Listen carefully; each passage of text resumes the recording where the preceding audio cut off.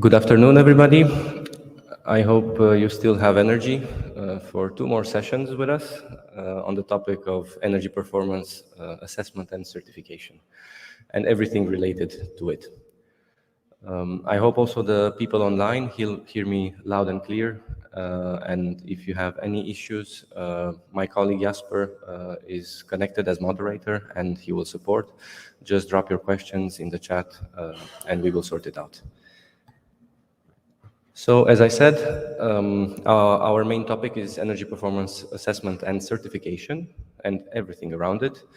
Today we have selected a specific aspect of this process, which is how to measure building performance and how to add operational rating to the very common asset rating that's currently in the markets. As I said, it's my pleasure and my colleague's pleasure, Jasper, to be the chair and moderator of this session, and we will try to make it as smooth as possible for all those of you here in the room and also those online. Before we begin, just a quick wrap-up of the background of all these activities. So this is an event organized by a cluster of projects. We are 11 ongoing projects on this topic that have been financed in 3 successive generations. You can see them on screen. I will not read them out loud. Those of you online, of course, you only see the roll-up displayed, but those of you in the room, you can actually see the physical roll-up. We brought it with us. And our motto, of course, is going farther together as opposed to going fast alone. We have this belief that only together we can make a difference.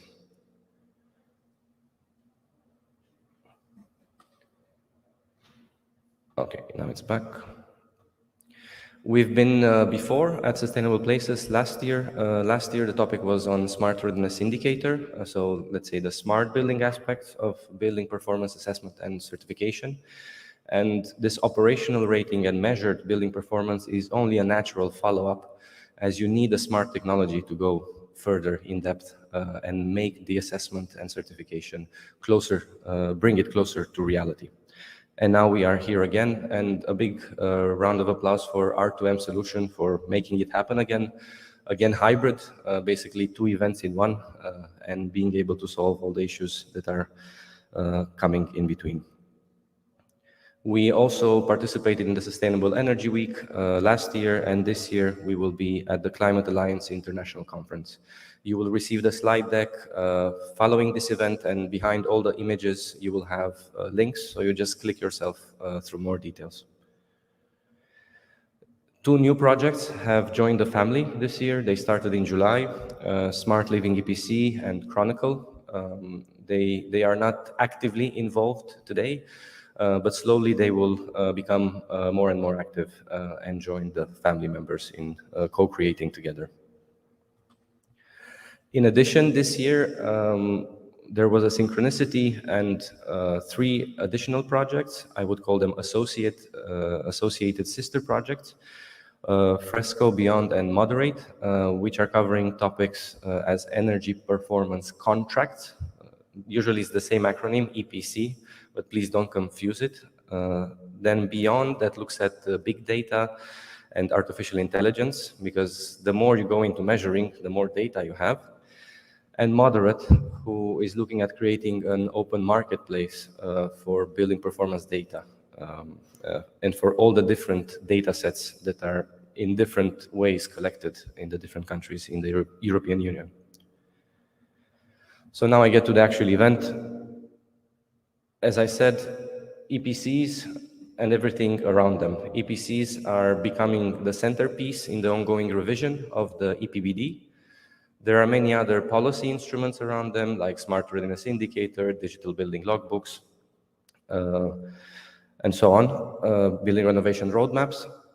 However, EPCs have the biggest potential to create a coherence framework between all these policy instruments so that they can actually work in practice, as they are intended to, of course.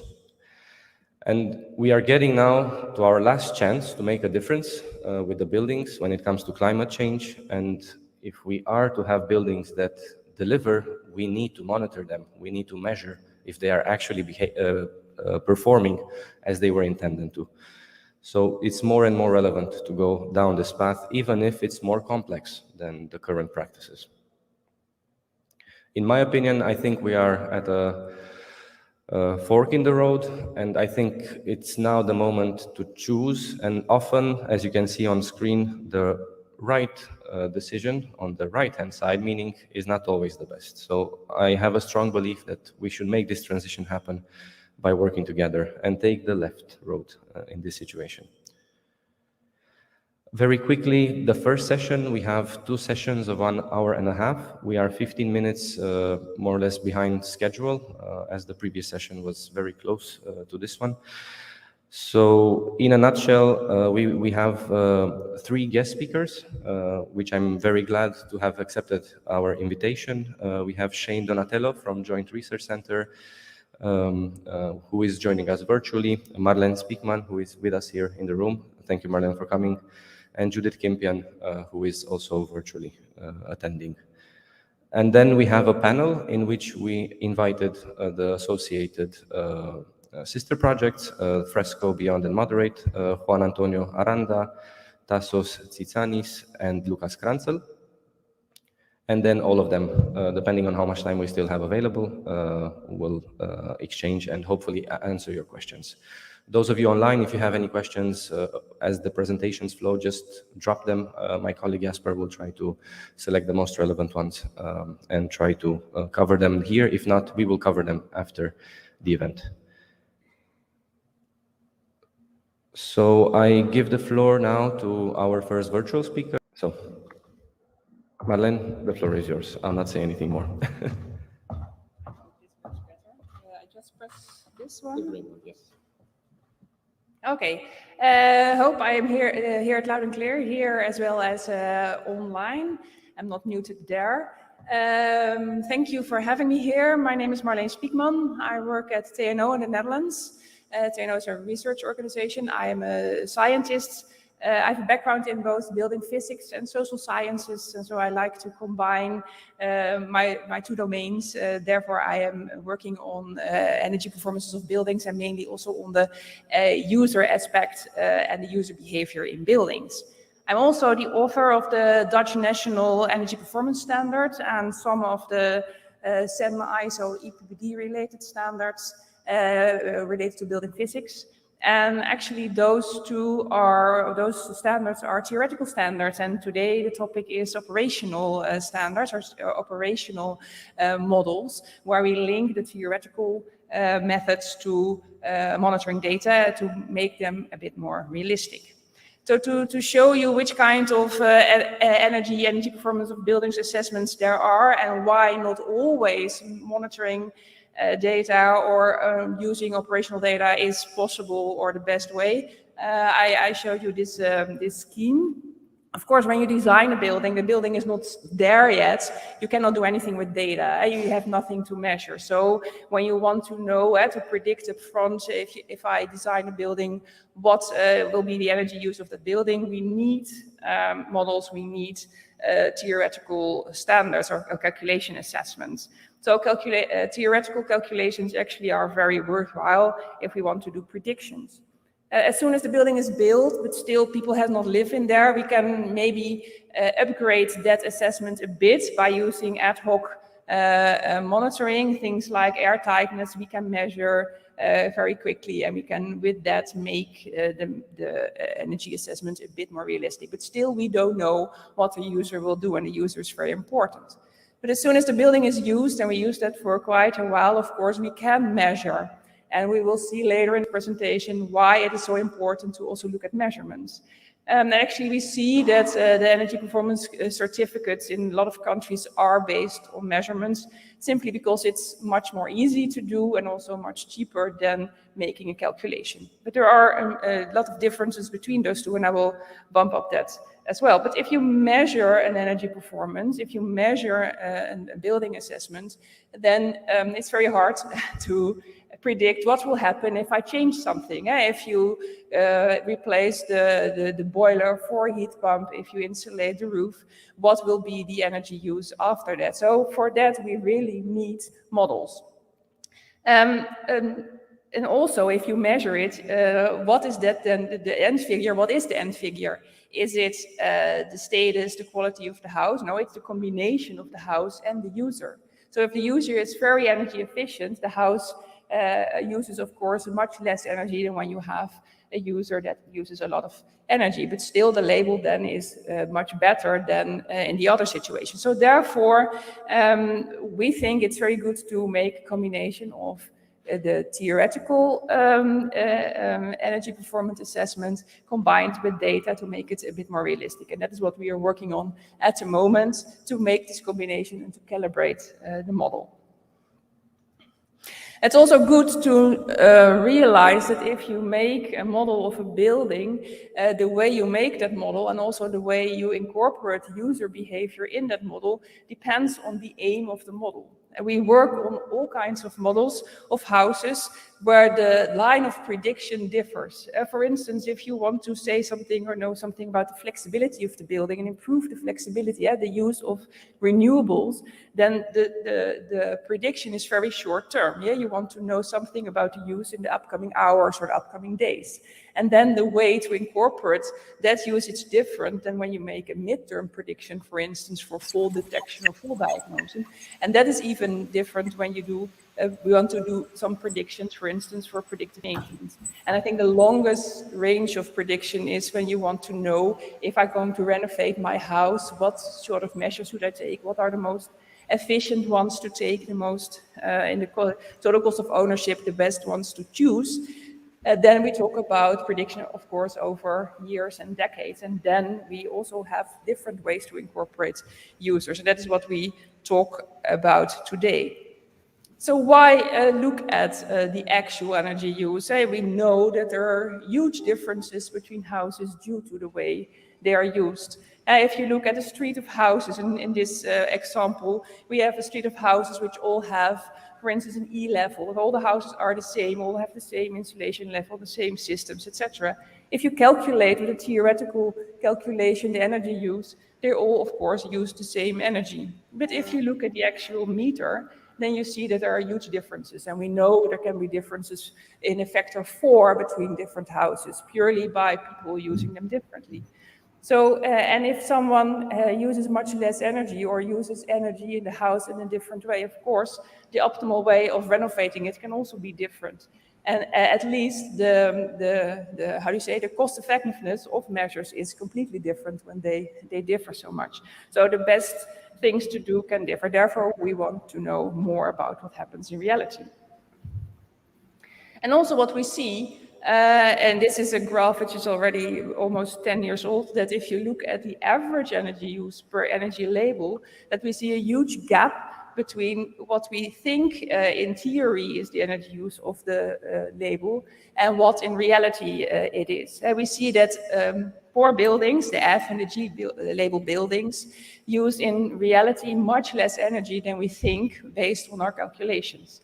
And we also see that when we go to the very good buildings, the A label buildings, that we see actually in reality they use a bit. Okay, that was that in reality they use a bit more energy actually than we calculate in theory. And this is a graph we know that exists already for 10 years. This is a graph measured from the Netherlands, but actually now we see in more and more countries popping up the same results. We see it in Denmark, we see it in Belgium, we see it in Germany, we see it in Switzerland. And actually this is quite a general trend. So if you know this, you know that if you base, for instance, your payback times on the theoretical assessments, that you overestimate the effect of your energy saving measures. And that's, of course, what we don't want to do in these important steps in the energy transition. So therefore, we are trying to make our theoretical calculations much more realistic than they are now. And there are several ways to do that. The gap is caused by a lot of things. But one of the things which has a main influence, or at least an important influence, is the user. So by using data, and it can be monitoring data, it can be data from questionnaires, we try to replace this standard user in these theoretical methodologies by an actual user. And in that way, try to make it more realistic. The first project we did that was many years ago. It was, you see here the example. It was a social housing street in Emmen. It's a city in the Netherlands, where a construction company renovated the houses towards nearly zero energy. And there we had a lot of sensors implemented, and we tried to, how do you say, to improve the model, the prediction model with the sensors, and to make it much more realistic. And we actually quite succeeded. You see it here on the left, on the right. There you see the hourly temperatures on the ground floor, and the top graph is on the first floor, where you see that we quite were successful to match the temperatures and also the energy use of that building. And of course, it's not so very hard to make a very good model when you have a lot of sensors. So that's what we did here. But of course, the challenge is also make a much better reflection of reality with much less sensors, because sensors are quite expensive. And also it takes a lot of expertise to match these two. And also we want in the future, of course, from a lot of buildings to be able to make an operational rating. So also we want to go towards a step where we have less expertise needed to make this match. What was very interesting in this project is that we could see what happens actually, why this very well insulated houses used actually more energy than what we thought actually with our predictions. In the house were very well insulated, and people slept actually in the bedrooms with windows open. While in the theoretical calculation, we always assume windows are closed, because in this house we have like this mechanical ventilation system with heat recovery. So there's no need of opening windows. But because these houses were so well insulated, the house became warmer, the bedrooms became warmer, and people didn't like to sleep in these warm bedrooms. So they opened these bedroom windows. And here you can see the situation in Emmen after renovation was this green dot, while the yellow circle is representing the theoretical calculation. And you see, in theory, we thought the energy use would be like 7 gigajoules, while in reality, with windows in the bedrooms opened, in the unheated bedrooms, the energy use was 10 gigajoules, so 50% more than expected. And the neighbors didn't only have the windows open at night, but also during the day heated up the bedrooms, because they were working there and had their children sleeping there, studying there. And there you see the energy use of the neighbors went from 7, that we expected, to 14 in reality. So the energy use doubled there. So there you see, if you have a model of the operational rating of the house, you really also can see why energy uses are higher than we had expected based on the theoretical calculation. At this moment, we are working, and like I said, making operational rating with much less sensor data, and also trying to make it much more easy to be operated, so that more people can use this operational data. That is quite a huge step, actually. This is an example from the BIM for Rent project, where we had data from an apartment building in San Sebastian, where we measured energy uses, hourly energy uses, which actually here we use sensors for, but normally we expect that a lot of houses in the future will have like smart meters, so that data is available. And here we used a very simple questionnaire. And also here we quite well captured what happened. Only the error margin is quite big. You see there on the right the energy signature of the house, where we look at weekly averages, weekly average outdoor temperature against the weekly heat demands of the building. And the energy signature of the measured and the calculated house really overlap, but we see a huge error margin. And I think that is one of the things, what really is the challenge. You can make easily a fit, but is it a realistic fit, or is it just a fit? And does the new situation do not represent reality also? That is a big question. So summarizing what I've just told, and also sharing with you the lessons learned, is that, yeah, of course, we already knew that user behavior has a big influence on the energy saving, but also on comfort and indoor air quality. And there is a gap between theory and practice, and that causes overestimation of the effect of energy-saving measures, which is quite important to realize when we are trying to do the energy transition. And if we go from theoretical calculations to operational rating, that will give a better prediction of the effect of energy renovations.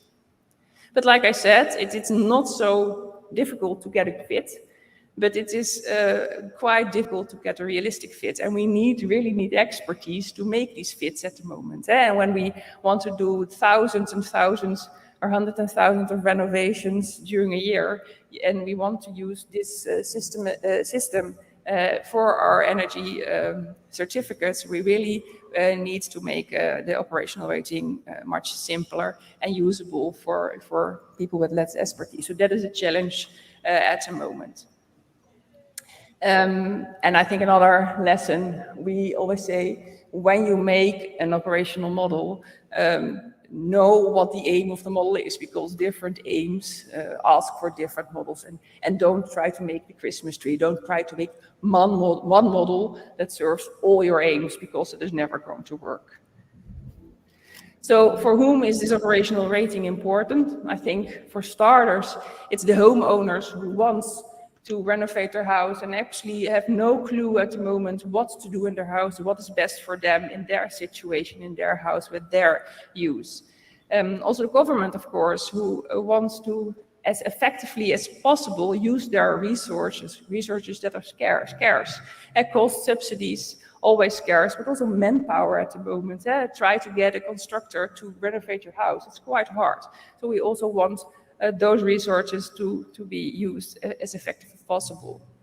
We see more and more companies popping up who will try to give performance guarantees, and who wants to promise you that if you do a refurbishment, that you guarantee will save a certain amount of energy.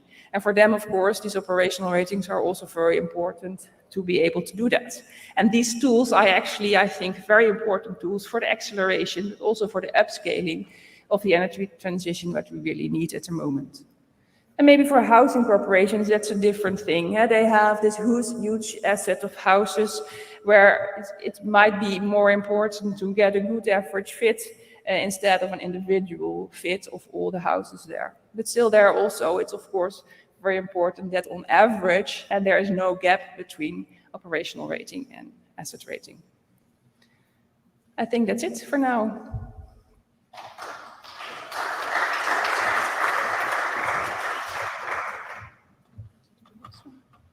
Thank you very much, Marlene.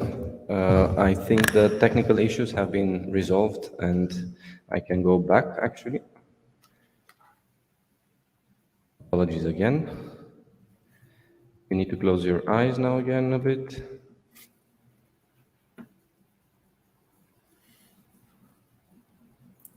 I'm almost there. Do you hear me just now? Yes. Hello, Shane. Welcome. So Okay, this time maybe the floor is yours. We can actually hear you, and you can click your way through the slides. Thank you very much. Okay. I don't see it. Maybe just not to tempt fate, because this is when everything went wrong last time. If you could just click through the slide deck for me, then I'll just say next slide, and you can do that. Okay, we can do it like that as well. No problem. Okay. If you could again, please speak up so that we can hear you louder in the room. That would be great. Thank you. Okay, thank you. So I work with the Joint Research Centre of the European Commission, and we deal with a lot of sustainability policies. And myself personally, I've been working for almost the last 7 years on the development of levels, and also that has got me involved in other key EU policies that have a relationship with EPCs and NZEBs. And basically, I'm just going to talk briefly about this in this presentation. So if we could go to the next slide, you can see my presentation is split up into five kind of. Oh, sorry, I can only see half the slide. Hold on. It's split up into about 5 different parts. So the first part is just to touch on those key policies, then go into a bit more detail with one of those, which namely levels, Then I'm going to talk about the energy performance gap from the perspective of Levels. Then also going to talk about how Levels itself as a framework points towards life cycle carbon, and then also to finish talking about the life cycle carbon gap, which is also going to be an issue that we face. So if we go to the next slide. So here you can see basically the core of everything in the diagram on the left is the EPBD, the Energy Performance of Buildings Directive, which I'm sure you all know very well. And then from this directive and the associated standards, you can see member states then come out with their own ideas of how to do energy performance certificates and to define an NZEB. And my personal opinion is far too many different interpretations and ways of doing this in different member states. I think it's a real problem, and we should try and harmonise and become more unified in how we do this between different member states. But in any case, now things are moving. So we have a new proposal for the EPBD, and we're moving from, as you know, zero energy buildings to zero emission buildings. So that makes life cycle carbon all the more important. And that's I'm going to touch upon that later on in the presentation. So if we go to the next slide, I just want to explain here something about green building rating schemes. So you can see this is not an EU policy as such, but it's an important market development. But you can see here, I've put this kind of green cloud on the right-hand side, and then you've got the policy things on the left-hand side. And you see they're not really interacting right now. So they're kind of separate entities, so to speak. And I think that's especially the case whenever you're an international green building rating scheme. It's quite hard for them to actually try and engage because of all these differences that exist at member state level. Okay, so if we go on to the next slide. Here, you can see the green cloud, which is associated with a policy called the EU taxonomy. And this is a voluntary policy that is used to define what makes an economic activity green in terms of any one of 6 environmental goals. And you can see here, if we zoom in specifically in that taxonomy for the economic activity of building new buildings and for the environmental goal of climate change mitigation, there's a very clear technical screening criteria on this where it says the new building must be, in order to be a green activity, this construction must be 10% better than NZEB, whatever that NZEB is in that member state at that time. And the way of proving this is by an EPC. Also in the taxonomy for large buildings, they want to do a life cycle carbon assessment. Although they don't dare to set a benchmark, they're just saying do the assessment and see what comes out. Okay, on the next slide. Another policy, which is one I know best, is Levels. And you can see again, the green cloud's very much overlapping with the EPBD, the outputs of the EPBD. And Levels is another voluntary policy, and it has 2 indicators in particular. It has indicator 1.1, which is all about use stage energy performance. It's all about EPCs and NZEB in terms of zero energy. But also it has indicator 1.2, which is about life cycle carbon, which is also is the new NZEB, which is this new zero emission building. And of important note with Levels is the methodology for doing life cycle carbon is what the taxonomy is asking for. So when they ask large buildings to do life cycle carbon, they refer directly to Levels.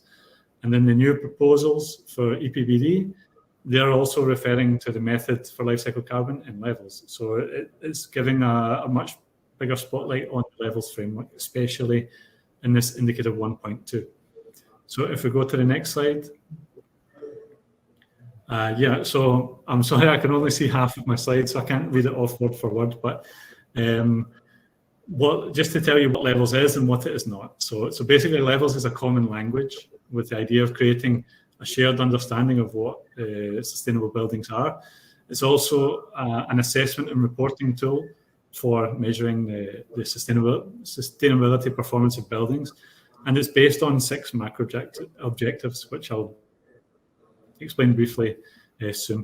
What it is definitely not right now is Levels is not a green building rating system, so it shouldn't be considered as a BREEAM or a LEED type thing. And one of the biggest reasons for this is because Levels itself does not set benchmarks. Rather, it's all about setting ways of reporting so that everyone's trying to report in the same way. But it doesn't say what number's good, what number's bad. So on the next slide, I'll just mention a bit more about the actual structure of Levels. So you can see in this hexagon, it's basically composed of 6 macro objectives. And I won't waste the time to name the name of the macro objectives, but I can just tell you that the first 3 are all about environmental. So it's energy, materials, and water. The 4th and the 5th are more about social. So it's about indoor comfort and resilience. And the 6th one is all about life cycle costing. It's about economics. And then on the next slide, you can see each of these macro objectives are split into different indicators. So if you look at how it's sliced up, you can see there's anywhere between 1 and 4 indicators per macro objective. And in total, we have 16 indicators right now. And so on the next slide, the final part of the structure of Levels is that these concentric hexagons, if you like, and so basically there's 3 levels to each indicator. So you start, these progress with time through the building project. And so level 1 is really at the beginning of a project when you're at concept design. And this is just very general kind of considerations and discussions that you have to have. There's nothing quantitative coming out of level 1. It's more qualitative. Then you get to level 2 when you're starting to get into the detailed design of the building. And at this stage, you can start producing quantitative calculations and results. And then level 3 is when you've actually finished building the building and you want to see how it performs in real life. So again, you can take quantitative measurements of this and you can actually compare the level 3 result with the level 2 result, and then you'll have this idea of a performance gap. So if we carry on the next slide. So if we were looking at indicator 1.1, use stage energy consumption. So you can see here, like the difference between level 3 and level 2 would be this black arrow, and level 3 would be the result in this solid green area, and the level 2 result would be the number you got when you're doing the detailed design with the area with the green and white stripes. And these would both be results in kilowatt hours per meter squared per year, and then you would compare the numbers and you would see the performance gap that you get. So if we go on to the next slide, here, behind those final numbers that you would get from Levels is the reporting format. So you can see here, there's like a lot of, I think it's 10 different indicators you could generate from Levels, and 3 of them were highlighted as mandatory. So those are the ones that are in the more bold grey color. And basically this was non-renewable primary energy, self-used, and then it was exported renewables, if you do export any renewables, and then the balance, which would be the first one minus the second one, to give you this kind of net result of non-renewable primary energy. And then, so the reason we chose those 3 as mandatory was because we thought that was the best fit for all the existing methodologies. That, you know, if some countries are only asking for non-renewable, we can't ask for total. But if countries are doing total, then as part of that total, they'll always have a non-renewable component. So they can always break it down and give us the non-renewable part of that. So this was why we chose those as mandatory back 2 years ago. And but really, if you think about it in real life, those, you know, electricity meters you're reading do not give you a reading in non-renewable. They don't give you a reading in primary energy, first of all, but they don't also neither do they give you a result in non-renewable and renewable electricity. So, for example, so really, if I had to pick one of these indicators, maybe the best to kind of compare a performance gap analysis would be the total net primary energy balance. That would probably be the best Levels reporting to pick, but that's only optional right now. So if we go on to the next slide, I dig a bit deeper into Levels indicator 1.1, and you can see here there's like information behind those final numbers that would have come out on the indicators on the previous slide. So you can see here it's broken down into building technical systems, the EPBD technical systems, and then there's an extra row for other, which would be the kind of plug loads, and then there's another row for exported energy, and then you can work your way from left to right, starting with the energy needs, considering the system efficiency, one row for each energy carrier, and then you can break it down into non-renewable primary energy factors, renewable primary energy factors, and then you can add them together to get the total primary energy. So all the numbers can go in. This is the levels reporting format and how we want it to be done. But also it's worth noting that the real big differences in the performance gap probably going to come from this other. And I'll touch upon that a little bit more in the next slide, where you can see even if you had a building energy management system installed and it was monitoring the energy flows for your heating system, your cooling system, ventilation system, even if you had all that installed, you might not get the right data to that level of detail if you have your ventilation and your air conditioning system combined, if you have space heating and domestic hot water coming off the same boiler, if hot water is going through radiators and it's also going to your hot water tap, you might not, even though there should be different circuits, because it's coming from the same boiler, it's hard to say what gas is going where. So it's very difficult to match the theoretical with the actual. Also, it becomes a lot more confusing when people take away the technical system and put the same energy needs, they get those same energy needs via portable devices. So for example, a plug-in heater that's portable, lamps for lighting, fans for ventilation, portable fans. And then there's the added and increasing cost of variation, which is the plugging in of electric vehicles at the house. So if we go on to the next slide. So that's all to do with the energy performance gap. Now we look at the carbon. And this diagram, I just want to show you how many different of the 16 indicators and levels lead towards whole life carbon. So you can see here, whole life carbon, you take one step back and you have use stage energy consumption, indicator 1.1, and you have materials, indicator 2.1. And you can see the energy is broken down into other indicators. So for example, the ventilation to get your indoor air quality, and indicator 4.1, the heating and cooling, to get thermal comfort, electricity to get lighting, and so on, and to get your hot water as well, indicator 3.1. And then also the materials are linked to other indicators, because if you want a resilient building, that will affect the choice of materials and the quantity of materials you use. If you want better lighting, you need more glazing, that also affects the materials.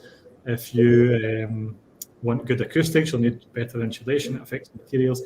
And so if the building is designed for deconstruction, that will improve your module D results for life cycle carbon, because those materials could be reused in another building. And so it's all interconnected in a way. But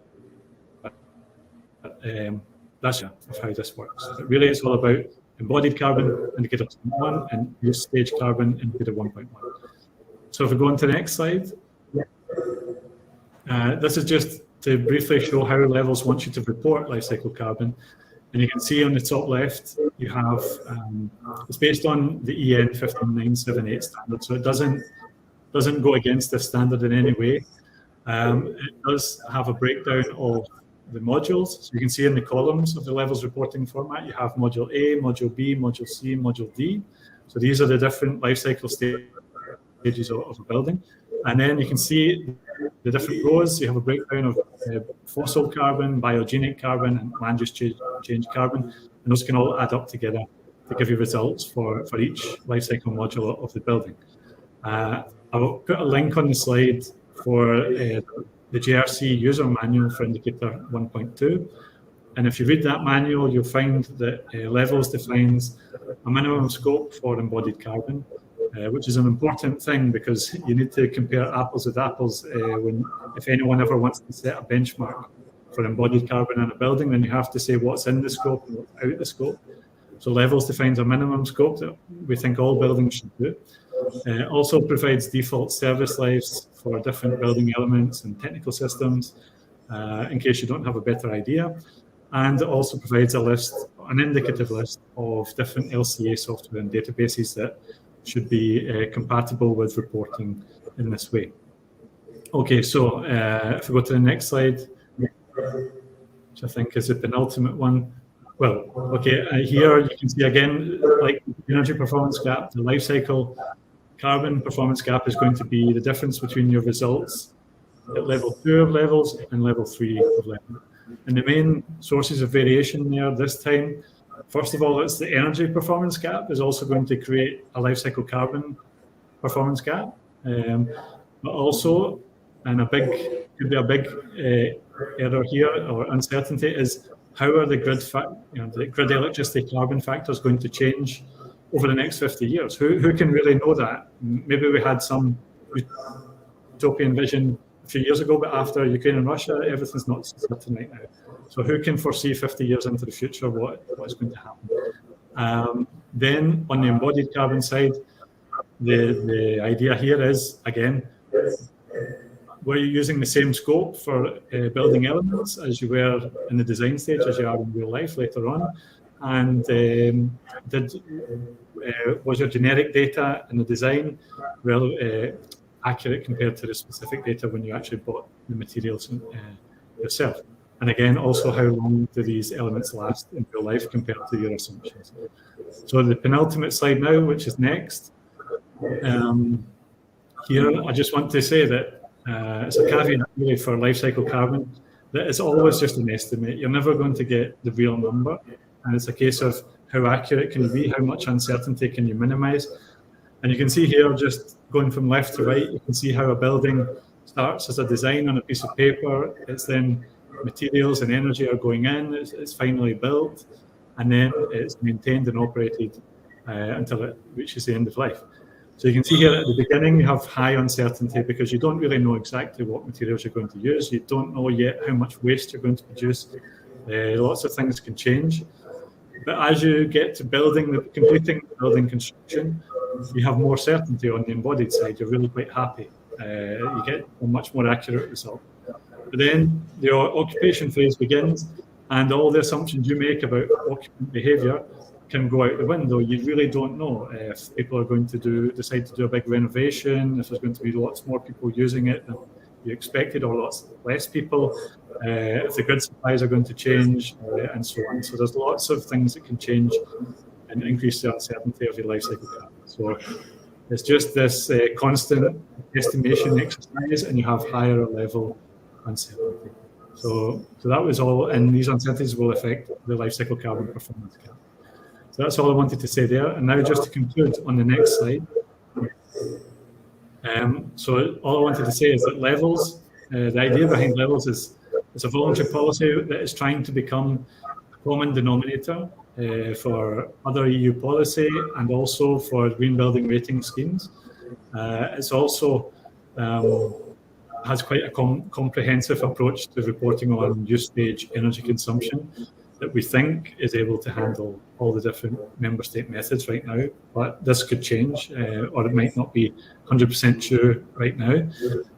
Likewise, on the life cycle side, levels are starting to have a big influence because now we have these links, these hardwired links to the EU taxonomy and the EPBD proposals. So we think this is an important step towards having a much clearer method on life cycle carbon. And also we have to be aware that there's actually a new EN 15978 standard coming out anytime soon, within the next year, I imagine. And we also need to be aware that how this might affect these methods. So that was all I wanted to say. Sorry for technical delays and everything. I hope you heard me okay.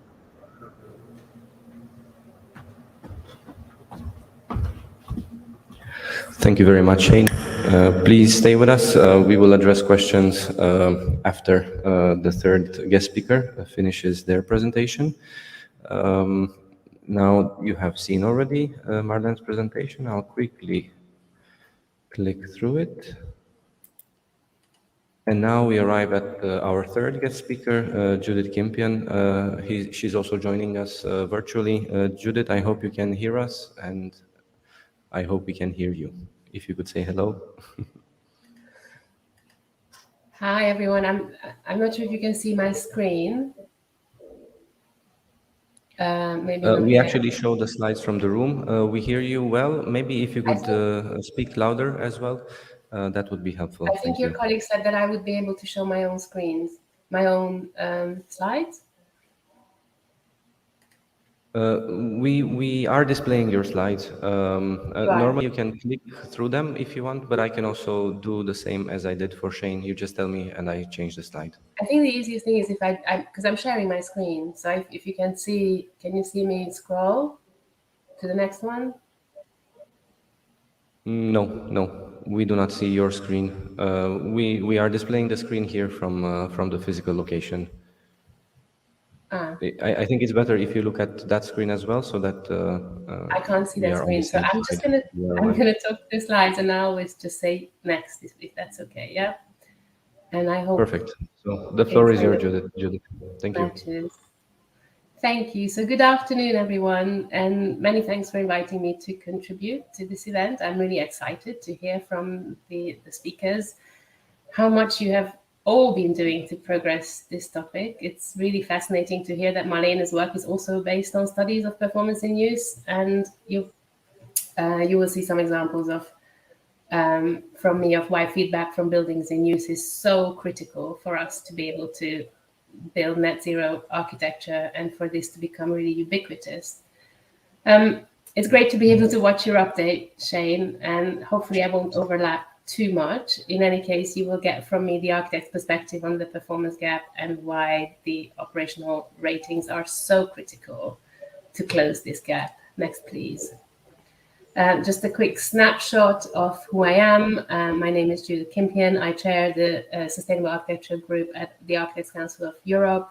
I was also part of the high-level steering group, the Virgin GBC's Leaders Forum. I'm working with the RIBA as part of their climate action group. I also teach net zero architecture and design and policy at UCL for all my sins. The Architects Council is an association of architecture bodies across the EU, so 43 member organizations across 31 countries and representing over 600,000 architects. Next, please. I'm not sure if we're on the same slide about the Architects Council, but we also work with other global organizations, with the UN NGOs, and with the various EU ministries, as well as the Council and the European Parliament. Next slide, please. In terms of research outcomes, my background is in architectural design as well as research, the outcomes of which informed our advice on the revision of the EPBD, the EU levels framework, the work of the Architects Council, obviously, on sustainable architecture. And I'm also the author of the book called Energy, People, Buildings, Making Sustainable Architecture Work, which looks at why feedback is so critical in the construction sector. We also, the research that we completed together with UCL has informed Architects Declare's guidance, LETI guidance, and the RIBA's post-occupancy evaluation work, as well as CIPSE standards in the UK. The Architects Council is an organization representing really over 500,000 architects, and we have been very actively promoting the development of the EU Bauhaus initiative. And we have really greatly supported the work of the Baukultur movement and its development of the Davos 8 criteria. People often say you cannot capture quality, but that's not quite true. I really highly recommend to look up this Davos Baukultur quality system, which together with the levels program forms really the fundamentals of ACE's positions on EU legislation, which is actually really rather simple. We do realize that we have to redefine building performance. We really want sustainable built environment, the environment debate to go beyond energy consumption only and take a more comprehensive view of building performance. So not just the resources used, but also what we are achieving with them, which is comfort and well-being, climate change resilience, and the value that we create, the social and economic value that we create with them. And we really want to do that over the building's lifespan, from product to construction to use, end of life, and beyond. After all, we spend over 90% of our time in buildings, and really 100% of it, most of us, in the built environment. And to this end, we really have very actively engaged with the Levels projects. We were also as a member of the High Level Steering Group in the development of the program, but also getting our members to participate in the pilots and the rollout of the Levels program. And this is perhaps a slightly more simplistic view of the indicators, Shane, that you have presented already. But yeah, we often, as architects, we often say we have to start with the value creation, because that is what's really driving our investment. We really like Levels because it takes a wider set of KPIs across the whole lifespan of the building. And we envisage that these reporting metrics will underpin all future EU legislation on building performance, including the Energy Performance of Buildings Directive. And we're really hugely inspired that the latest version of the revision of the EPBD that is now going through the Parliament is already taking a broader view and referencing Levels both in name and in content, as Shane mentioned.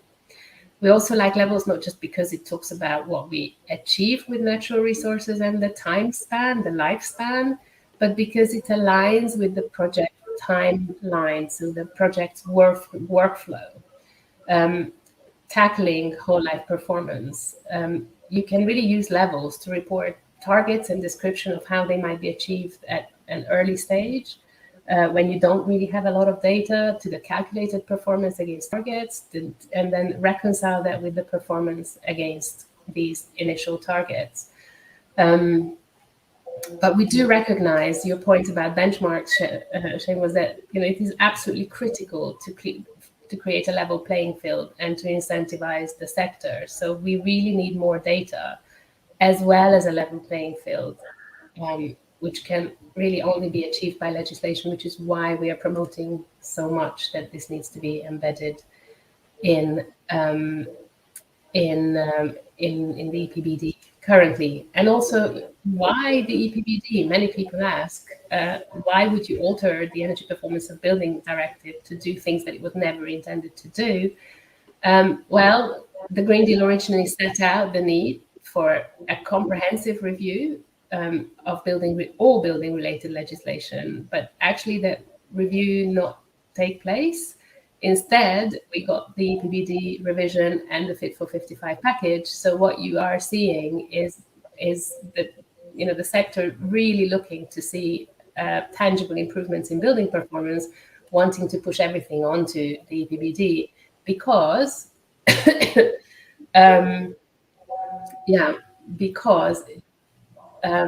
and you wonder, why architects would be so keen on this. And actually, as Andre said before, we have a once-in-a-lifetime opportunity to really, you didn't say the word Dieselgate, but I often use it in the presentations because, we have all learned to tell the difference because of Dieselgate between in the lab performance and as driven performance, especially if you happen to own an electric vehicle. But few are aware that in construction too, we only measure and report efficacy and not actual effectiveness. And I'm not sure how many of you are familiar with the difference between the regulated and unregulated consumption versus, so the regulated consumption versus measured performance issue. But effectively, we're not regulating, and actually through the smart readiness indicators, we have now started to at least mention control systems, but effectively equipment and as-built factors and operating conditions, and in particular operating conditions, are very unrepresented in the current calculation metrics of the EPBD.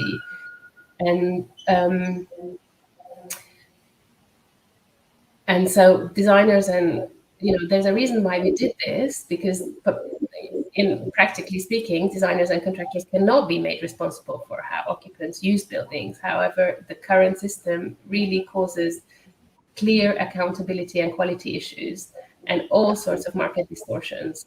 And most importantly, we actually, as Marlene touched on this, we don't actually and adequately plan for human factors in design, construction, and operation of buildings, nor for the building's long-term resilience. So the building stops when we hand it over, and that's that.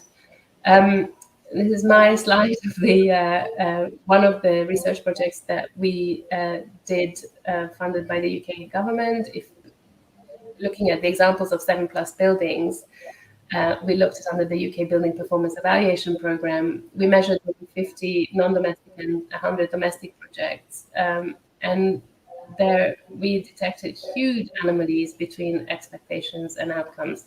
Just to be clear, so the company that I worked for at the time as Director of Sustainable Architecture and Research, we only studied within the scheme 7 buildings, but many more just associated. And also the final report, we were very lucky to be able to work with the group to upload the data to the first crowdsourced data platform in the UK called Carbon Buzz then. So the unintended consequences of the performance gap. So here you see the 7 buildings, energy bars broken down to end users, heating, hot water, cooling, ventilation, lighting, and appliance loads. And as architects, we can really relate to these energy bars. But what you see is what was calculated and adjusted for the as-built building is still far from what the buildings are actually metered to be using.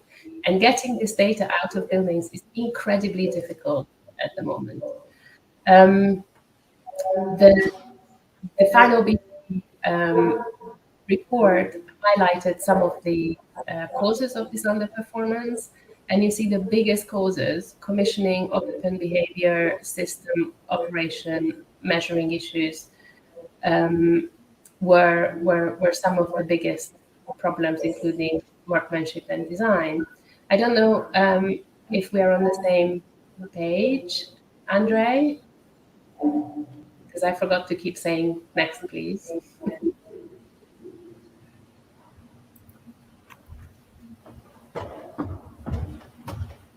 Yes, sorry, I was away from the microphone. Yes, my colleague Jasper is synchronizing, as online you are sharing the screen, and here we are clicking. Oh, he's brilliant, thank you. So I'm Maybe now on the just measuring. a casual reminder that if you could move along to the slide so that we could get to the next presentation. Yeah, I'm nearly done. We would appreciate it. Thank you. Yeah, so the measuring indoor environmental quality and the role of building management systems and how critical they are. Naturally ventilated building can use double its consumption because a little button, a little sensor, and a little profile on the building management system is not enabled. So instead of enabling CO2 and temperature triggers, if you only enable the CO2 triggers, huge problems happen, and unfortunately people don't notice these. Just an important emphasis on occupant satisfaction. So these are the building and also the link to personal experience. So this is these are the buildings that rated worst in terms of occupant satisfaction. These were the lowest energy consuming buildings, really designed to be naturally ventilated and as simple as possible. The most complicated building, and the building that had one area that occupants really hated, actually marked everything down in terms of performance. So just because they didn't like the acoustic conditions, they hated the design of the building. It's a really important point about occupants' experience of the building, one which we don't highlight very often, the human factor.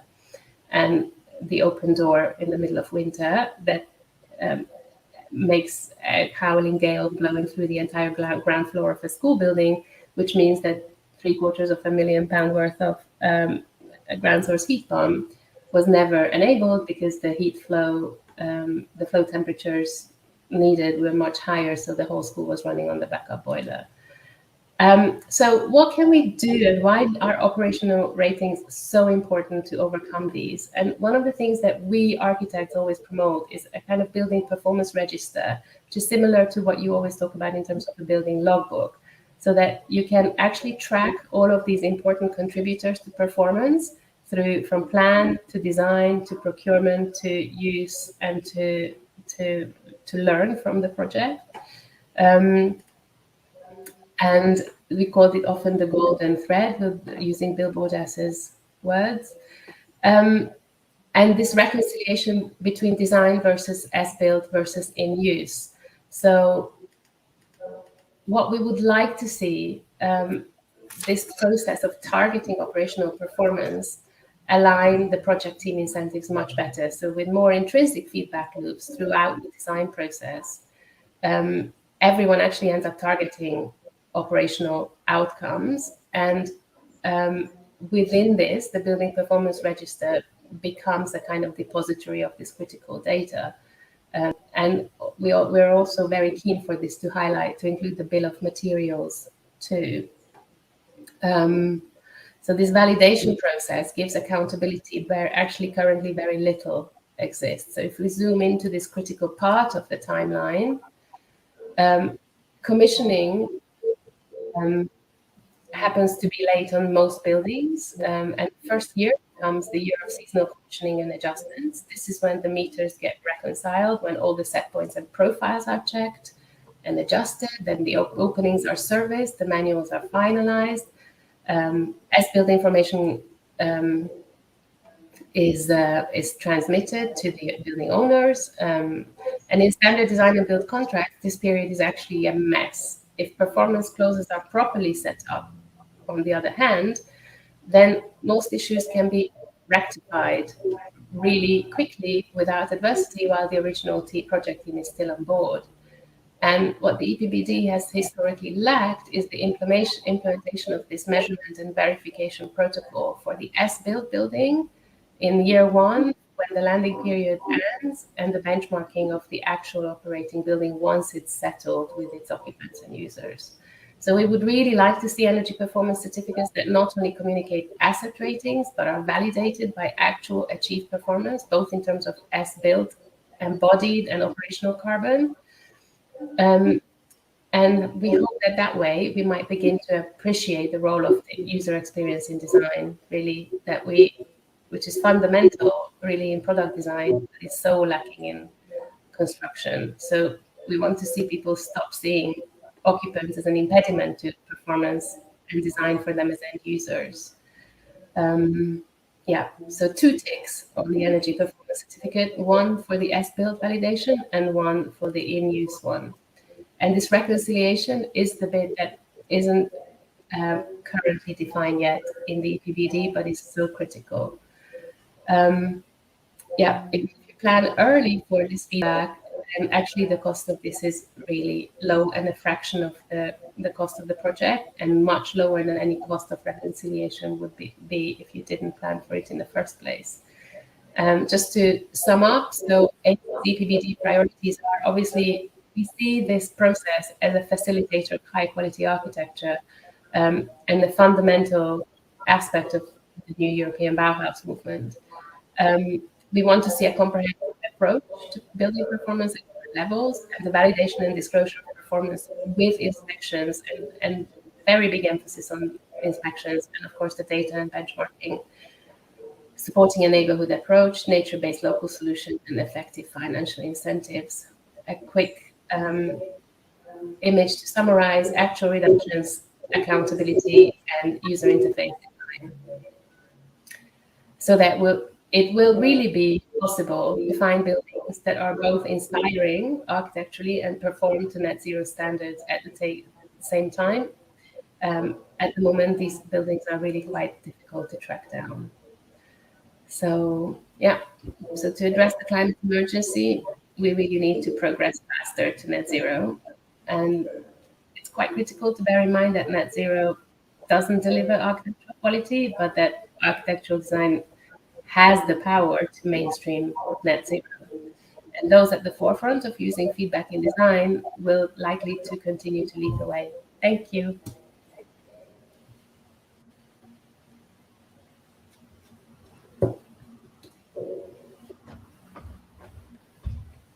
Thank you very much, Judith, for yet another setting the scene keynote. We get now, I will not make any remarks, although I have quite a few. We jump directly to our 3 additional panelists who are representing Fresco, Beyond, and Moderate projects. They will start first with a few slides, and I kindly ask all of you to keep it as short as possible. Of course, still need to cover the basics. So the first in line is Juan Antonio Aranda. I hope you can hear us, and yeah, the floor is yours.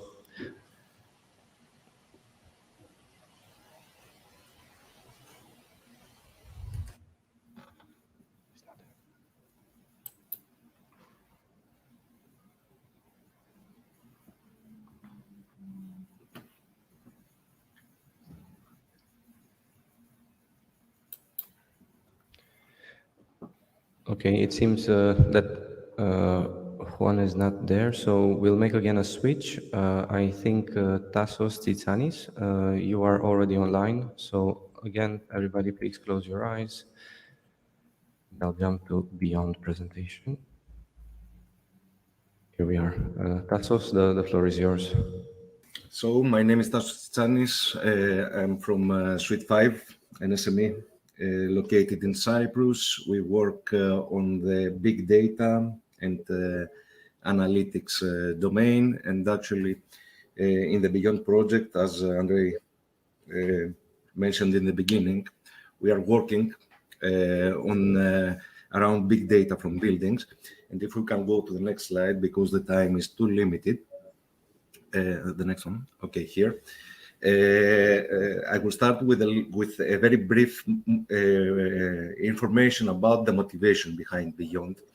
As I said before, we are working with big data that are generated by buildings, and the motivation behind it and the rationale behind it has been the fact that we are dealing right now with the trend about decentralization and digitalization of the whole energy system.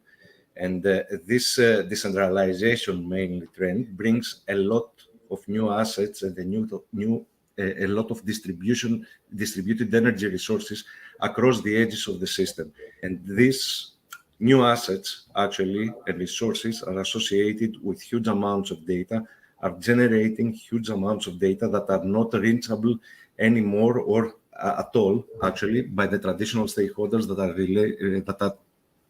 are affecting the operational of the whole energy system. So in this sense, and since the edges of the system actually is dominated by the building sector, we realized that there is a growing need and an emerging need for the different stakeholders to increase their data reach and actually obtain access to this data that are generated from the buildings in order, first of all, to facilitate the realization of their optimization objectives on the business side, but on the other hand, support also the decarbonization objectives that have been set across different sub-value chains of the energy system. And in this sense, we needed, if we go to the next slide, we introduced solutions that aimed at the integration, actually the data-related integration of the value chain in order, first of all, to facilitate data transactions and data flows across different stakeholders. And actually, when we are talking about data here, we're talking about building data.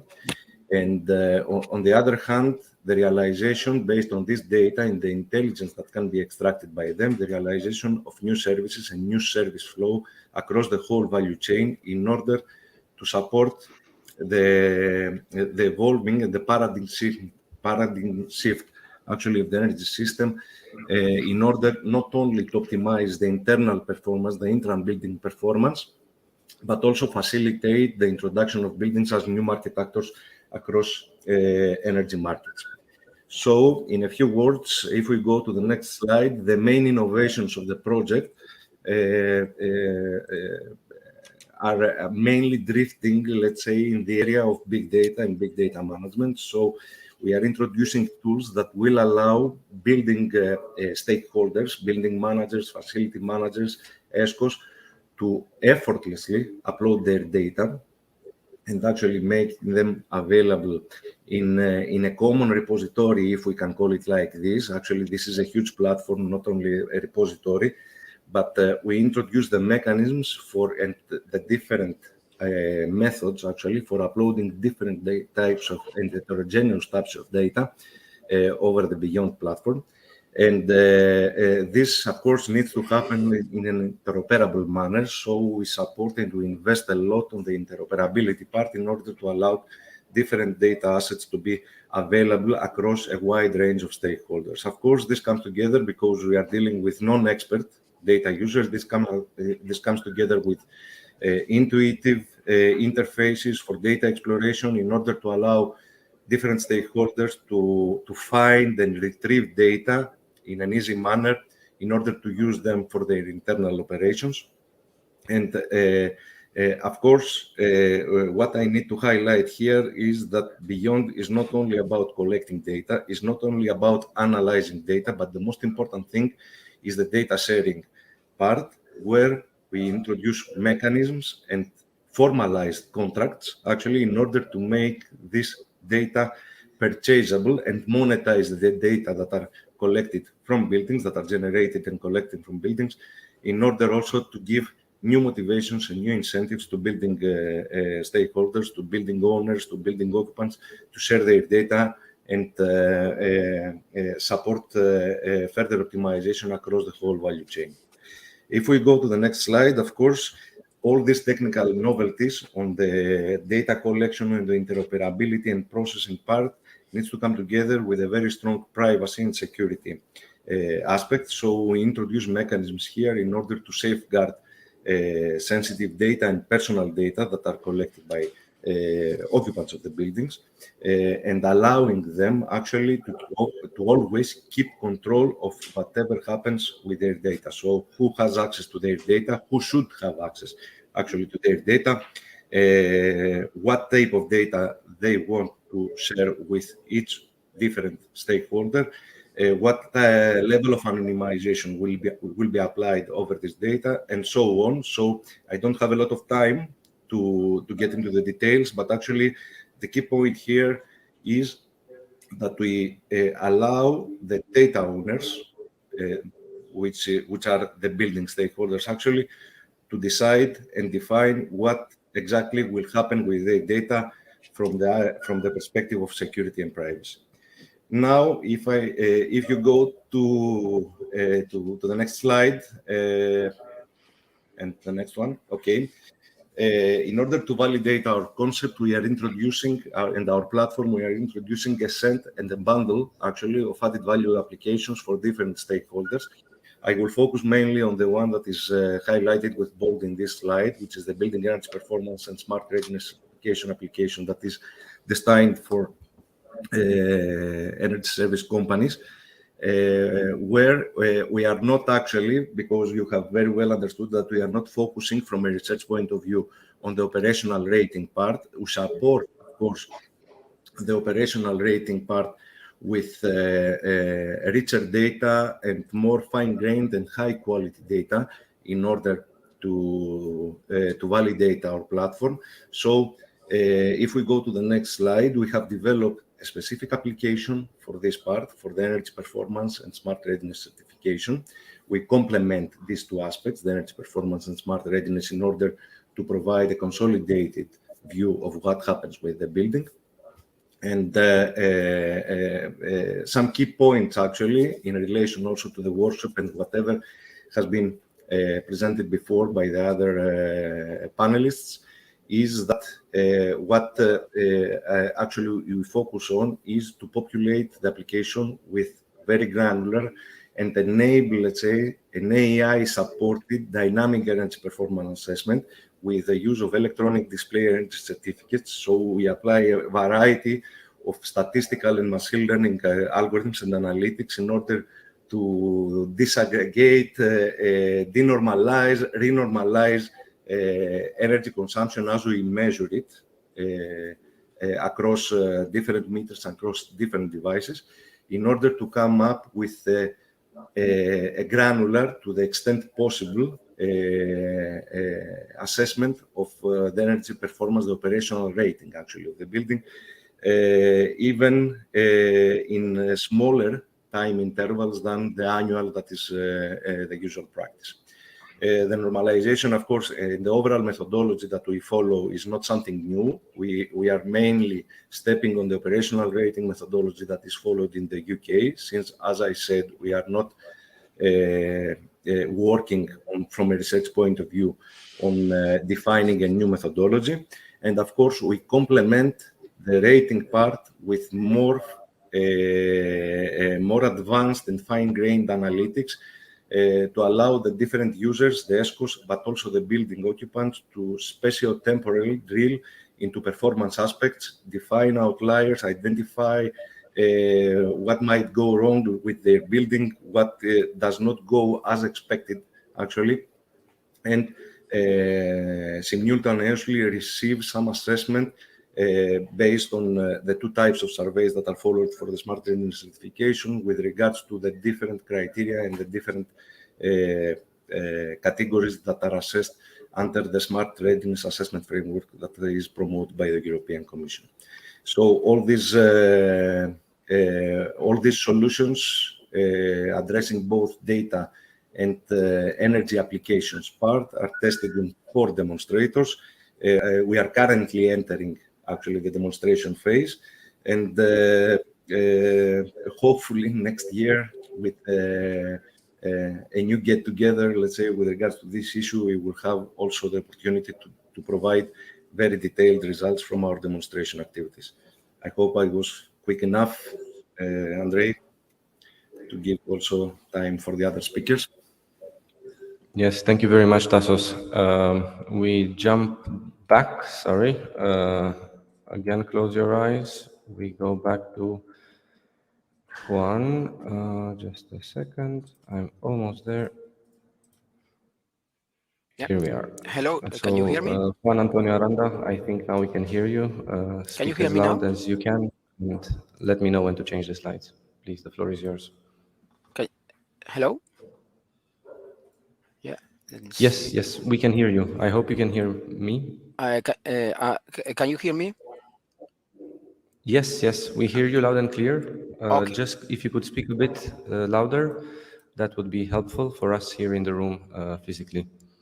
And let me know when to change the slide, please. Thank you. Okay. The floor is yours. Thank you. Thank you. Thanks very much for the opportunity to take part in this interesting panel. My name is Juan Aranda. I work for the Circe Foundation, and I'm the coordinator of the FRESCO project. This project deals about the innovative energy services and business models, and it is mainly applied for residential sector. So these solutions based on intensive data usage from buildings is already in place in many third sector buildings and commercial buildings, but it is still far away from the residential sector.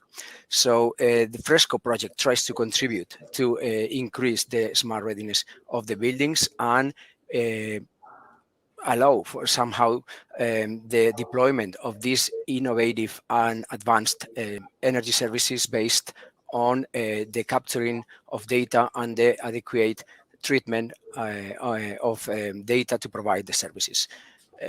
You can move on to the next slide, where I introduce the motivation for the FRESCO project. So in the next slide, you will see the current problems that the EPC contracts are addressing in the residential sector.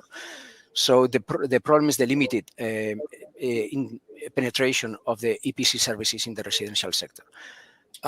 So some of these problems deal with the low absolute savings per user or per dwelling. Also the high transaction cost that keeps ESCOs away. Important also to remark the problem with the owner-tenant dilemma for the investments in new, more efficient energy systems in the residential sector. Another important problem, the low generation and storage levels in this sector.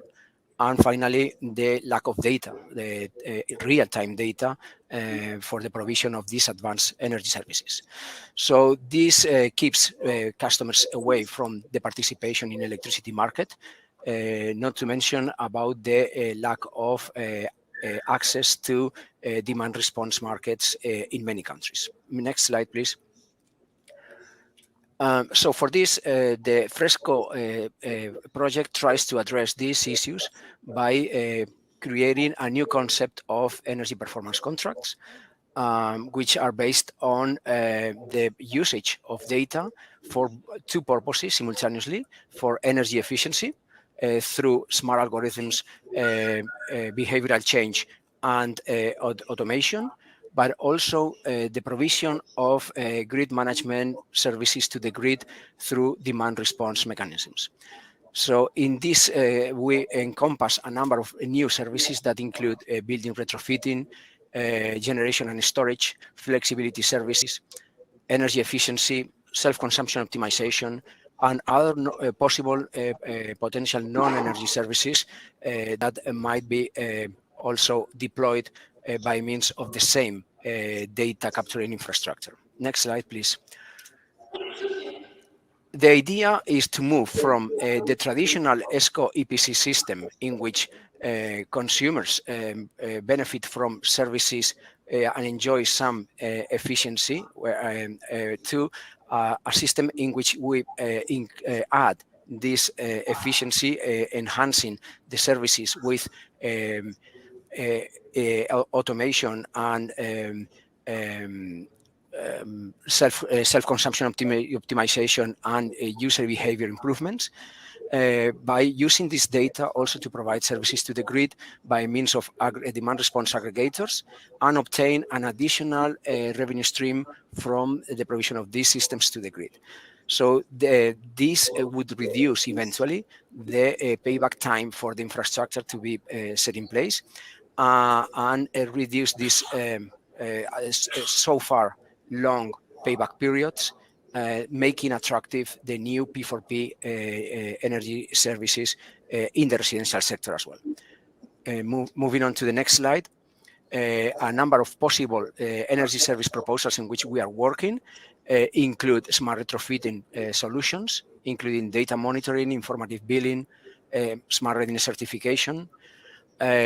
Of course, we also include energy efficiency systems, the traditional ones, plus also additional, including energy management, personalized energy analytics to induce behavioral changes towards a more effective usage of energy in the buildings. Some of them could be through automation and control.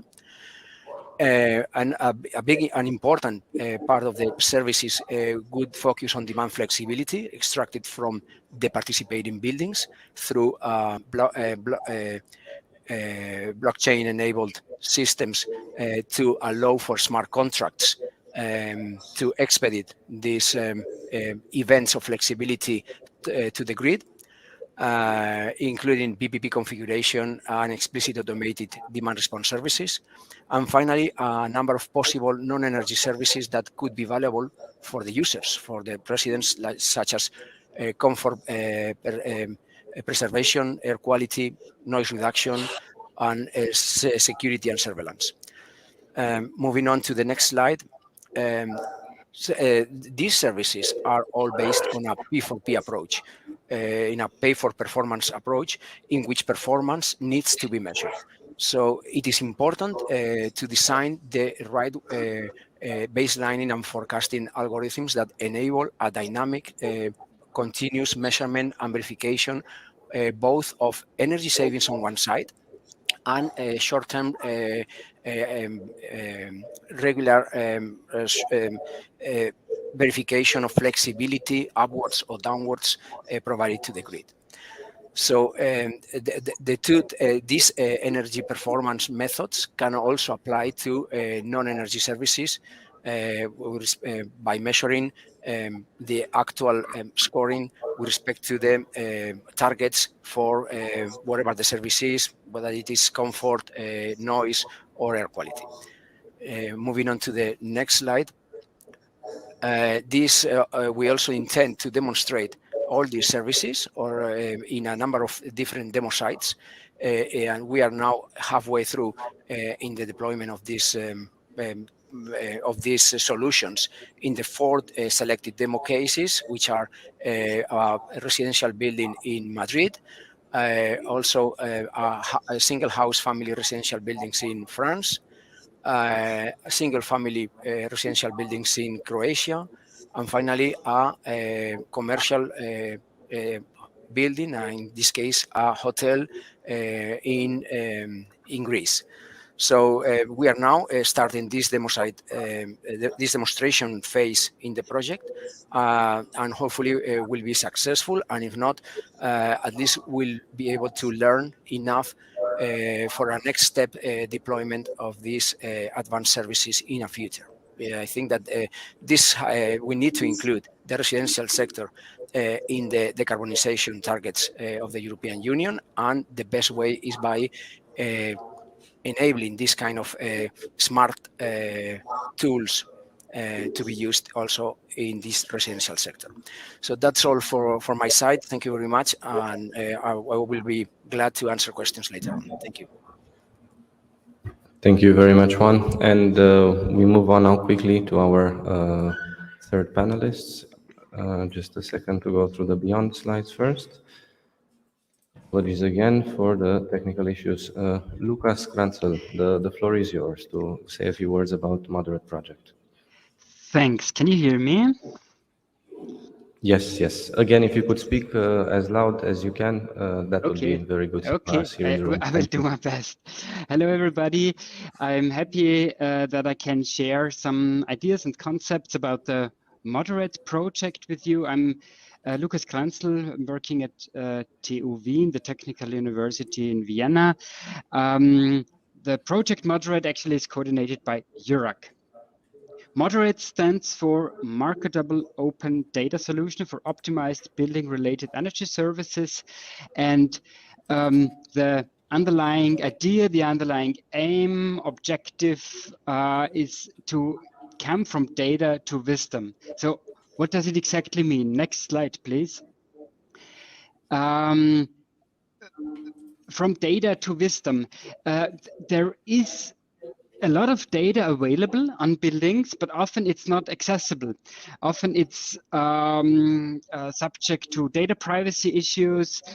So our aim is to build a marketplace. I think it's a bit similar as Tassos explained before for Beyond. Also, this repository of data nodes, flexible data nodes based on open standards to keep data producers in control of their data sets, to respect eventual privacy issues and ownership issues of data, and then to create from these data sets information by data synthesization and augmentation. So what does it mean? We would apply machine learning techniques to allow the sharing of open data sets while satisfying anonymization requirements and preserving the commercial value of the original data set.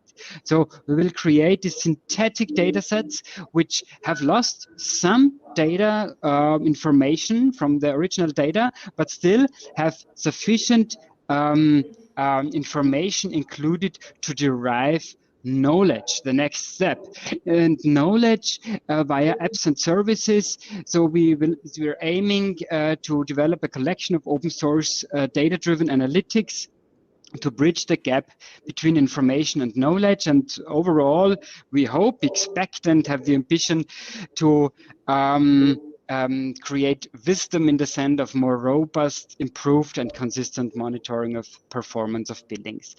Moderate is a Horizon Europe project, started in June 2022 and will go until May 2026. So we are in the very early phase of the project still. Next slide, please.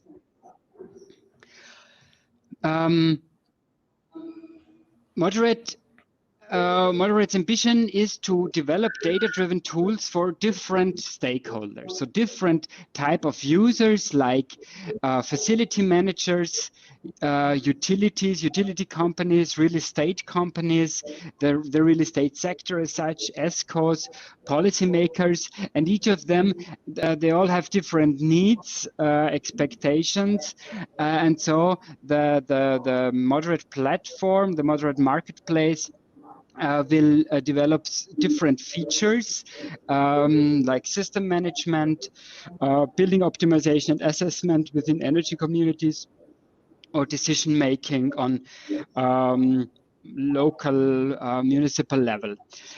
For each of these features, we will need different KPIs, and each of them will build on different analytics like fault detection and forecasting, which might be relevant for facility managers, energy system optimization or energy conservation measure optimization. On the level of communities, the data will be used to develop also tools like or analytics like solar cadasters, an assessment of local energy communities, measurement and verification for building energy assessment or benchmarking tools, and for decision making on stock of buildings. We intend to develop analytics for de-risking, energy efficiency measure of buildings, energy performance certificate harmonization, or geoclustering tools. So from various of these analytics and from these ideas and concepts, you may see that Moderate strongly builds on measured data, strongly builds on measuring of energy consumption of building stocks, and to derive added value of this measured data. At the same time, next slide, please. At the same time, Moderate also is strongly related to EPCs and methods to set up EPCs, calculate indicators in EPCs. And there are several links here. So on the one hand, within Moderate, we intend to make use of EPC databases as data sources. But on the other hand, we expect also that the machine learning algorithms and synthetic data sets in Moderate and the marketplace as such will also be valuable for different stakeholders, end users, to derive more insights from EPC data on building level, on local level, national, and even EU level. So in that sense, I see a lot of links between the projects which are presented today, and also this topic of measured data operational rating and the project Moderate. And yeah, looking forward to future collaboration, more communication. Thanks. Thank you very much, Lucas. So normally now we should get to the Q&A and the panel discussion. However, we started 15 minutes later because the last session was very close to us, and we lost some time with the technical sessions, and we are actually 7 minutes behind on the normal, plus the 15 that we lost. So I kindly ask for everybody's understanding that we will skip the Q&A only if you have a burning question now. Otherwise, I encourage you to stay connected to all these activities and initiatives. And I have a strong belief we will, all the people that have made this first session possible. Thank you very much to Marlene for having come here in person, and all the virtual speakers. I have a strong belief we will be in contact to take this to the next step, because I see we are very much aligned. We know the why. We have tools. We have even financing, innovative business models. I think it's just the how that we need to really figure out together, how we can actually make this work at a larger scale than it's being done today. So we will take a short break. I will not keep you connected just to save time. So 5 to 10 minutes until we jump to the next session. And in the next session, we will be looking at the projects of the next generation energy performance certification cluster, 11 projects, as I said, and we will be hearing from each consortium via their representative how they are actually doing this or what other things complementary to measuring building performance and operational rating they are currently implementing or have already or plan to do. So in 5-10 minutes, we will continue with the second part of our workshop. Thank you everybody again for your understanding with the technical issues.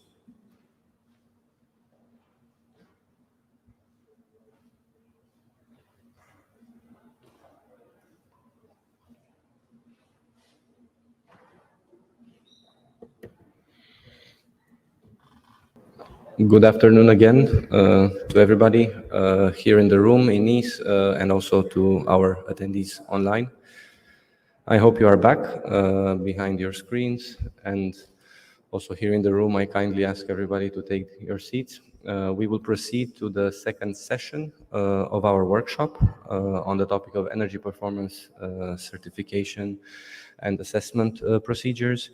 And today we are covering the topic, the specific topical aspects behind measuring building performance and adding operational rating.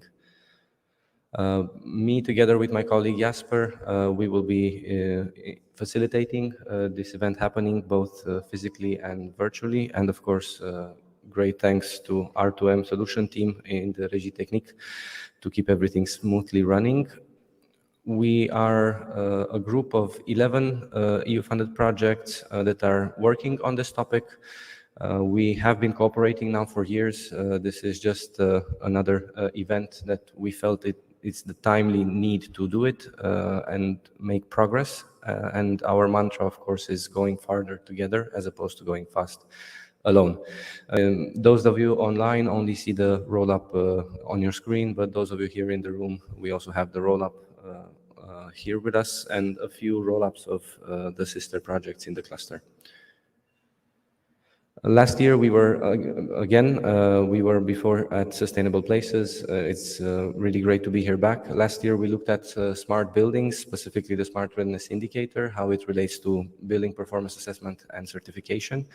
And it's only natural that this year we continue with what smart technologies can bring for buildings, which is more measurements, more data, and how to leverage this with a specific purpose.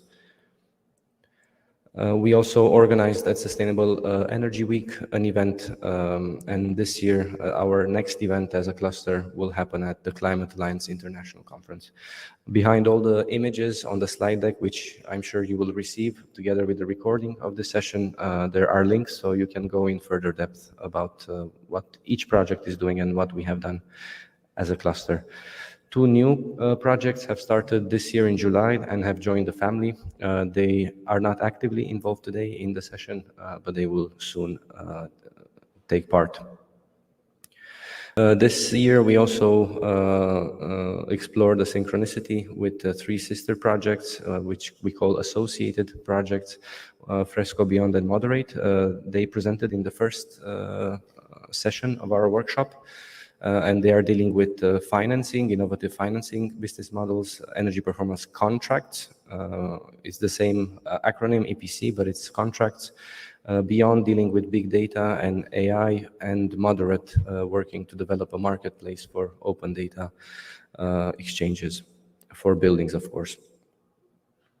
Now we get to the point of this second session. So EPCs, just a recap for those of you that joined only now, the second session, EPCs are becoming a centerpiece of the EPBD with the ongoing revision because they are linked with all the other policy instruments. You can see some of them mentioned here on the screen. And they will also be used as a reference for financing building renovation activities.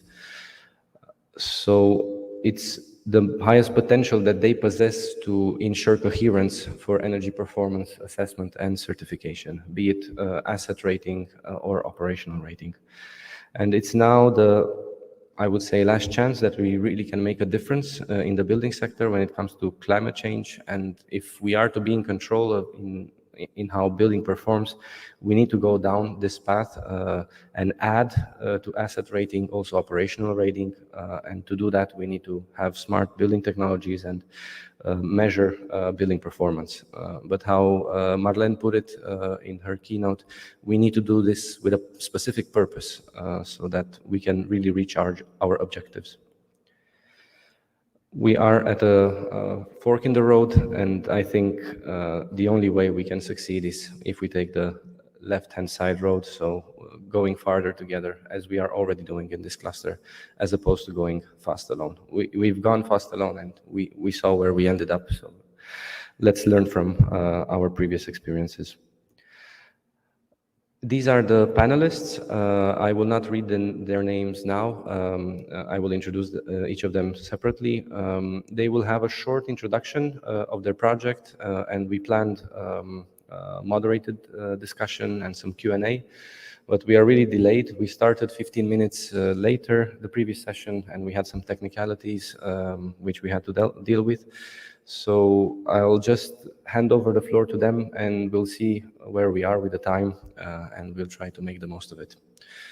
You see the projects in generation order. So QualDPC UCERT Extendo started first, 2019, then D2EPC, IDA, IC Panacea, EPC Recast in 2020, and CrossCert, EUB Superhub, IB Road to EPC, and TimePack in 2021.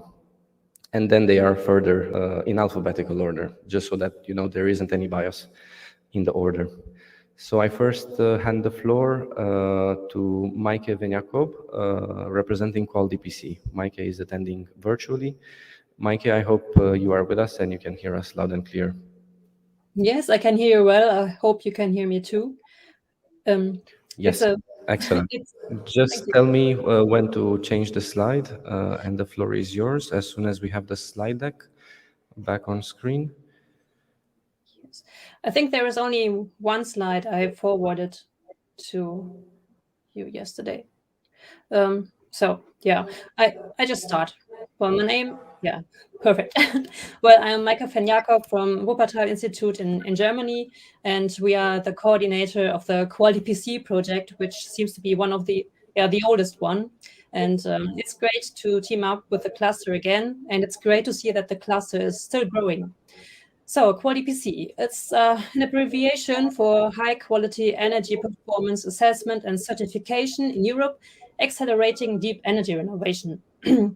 And the objectives of our project is to enhance the quality and the cross-EU convergence of the EPCs, and also to enhance the link between EPCs and deep renovation. And yeah, well, how have we done it so far? We are coming to the final stage, I would say. There are still 6 months left, but there's still much to do. So we have had intensive dialogues between stakeholders at all levels, on the national level, on EU level, partly on regional level, right from the beginning of the project. And we have come up with them with 7 development priorities. And one of this priority was the enhancement of the user-friendliness of the EPCs. So we come up with a nice, better enhanced EPC form, and we have tested this one in 98 buildings throughout our partner countries, and got I think only positive replies. So what are the results we have so far? We came up with several deliverables, mainly, just to say a few of them, the development strategy plan, their national, the stakeholders get some guidance on how to come up with a strategy plan on enhanced EPC systems. We released a white paper on good practice in EPCs, where we describe our 7 development priorities and say what has to be enhanced, what has to be increased. Then lately we released the guidebook for improved EPCs. That's really a guidebook with step-by-step advice. Then there is the Deep Renovation Network platform called Renovate EU. where real guidance for several countries is now online. And of course, there's the EPBD recast, and we try to come up with several policy recommendations to the EU Commission, and we hope that we have some impact there. As you see, we do not have a real touch on measuring building performance and operational rating. We just try to enhance the EPC system itself, but I guess the next project will have more information on the real topic of this workshop. So thank you. Thank you, Maike, very much. Next, representing UCERT, we have physically here in Nice with us, Madeleine Speakman. Please, the floor is yours. So the USEC project, the focus of the USEC project is to make the energy performance certificate more user-centered. And the project is started in 2018 and is almost finished. And when we started the project, we started with an ethnographic research to see what are the needs and what are the expectations of the actual users. And then we focused on expert users, but also on the non-expert users. And with this ethnographic research, we found out that there's a lot of indicators that people really like. But what really has added value, of course, is energy performance, a more realistic one than we have now, but also information on the indoor environmental quality, or the things related to health, things related to comfort. Smart readiness was, of course, often mentioned, probably mostly by the experts, and cost, relation to cost, the investment cost, but also the total cost of ownership. So these are the things gathered from that research, and we incorporated those. What we actually did is, because it is quite a number of indicators, we made a repository of indicators, and we made a collection of data and developed a more user-centered certificate, which could be used by expert and non-experts in a way that if you look at a non-expert version, you have a very simple set of indicators on that certificate. But if you are an expert, you can have a more extensive one, but they're all based on the same set of indicators, the same basis. What we also did is, and that I told you about in the previous session, is we looked at how to make the calculation more realistic, more closer to reality. And we try to make a protocol so that the people who make these calculation tools have a stepwise approach how to incorporate more and more this realistic use. So what we did was we linked that to the European standards, the European standard related to the EPBD, so the hourly method, and had a stepwise approach how to replace the standard user for the extra user, an actual user. We incorporated different levels of questionnaires, so you could also choose if you want to have an extensive interview with people or only a very short questionnaire online. And also we had several levels of data you can use and attach to the model.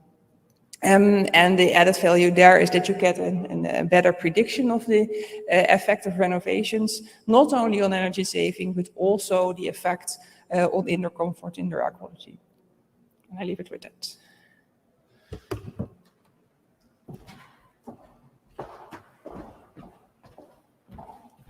Thank you very much, Marlene.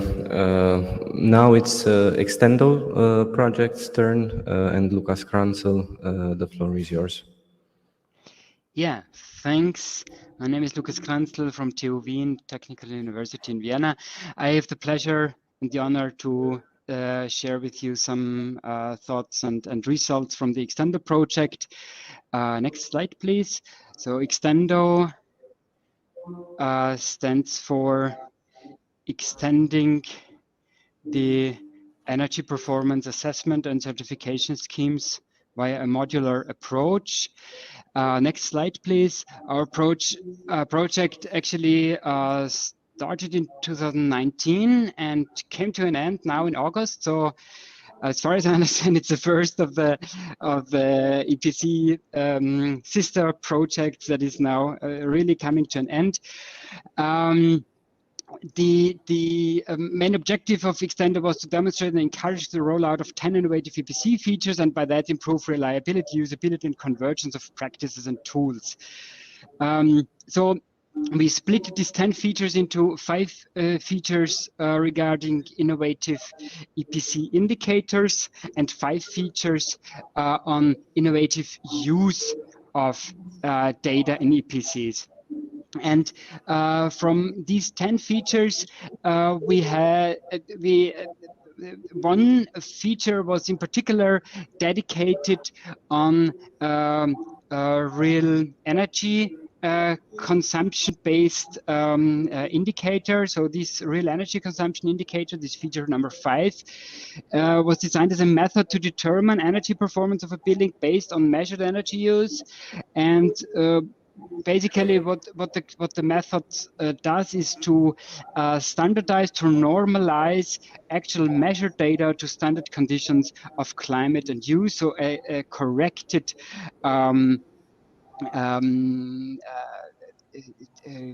measured energy consumption by standard conditions, or to the standard conditions of climate and use.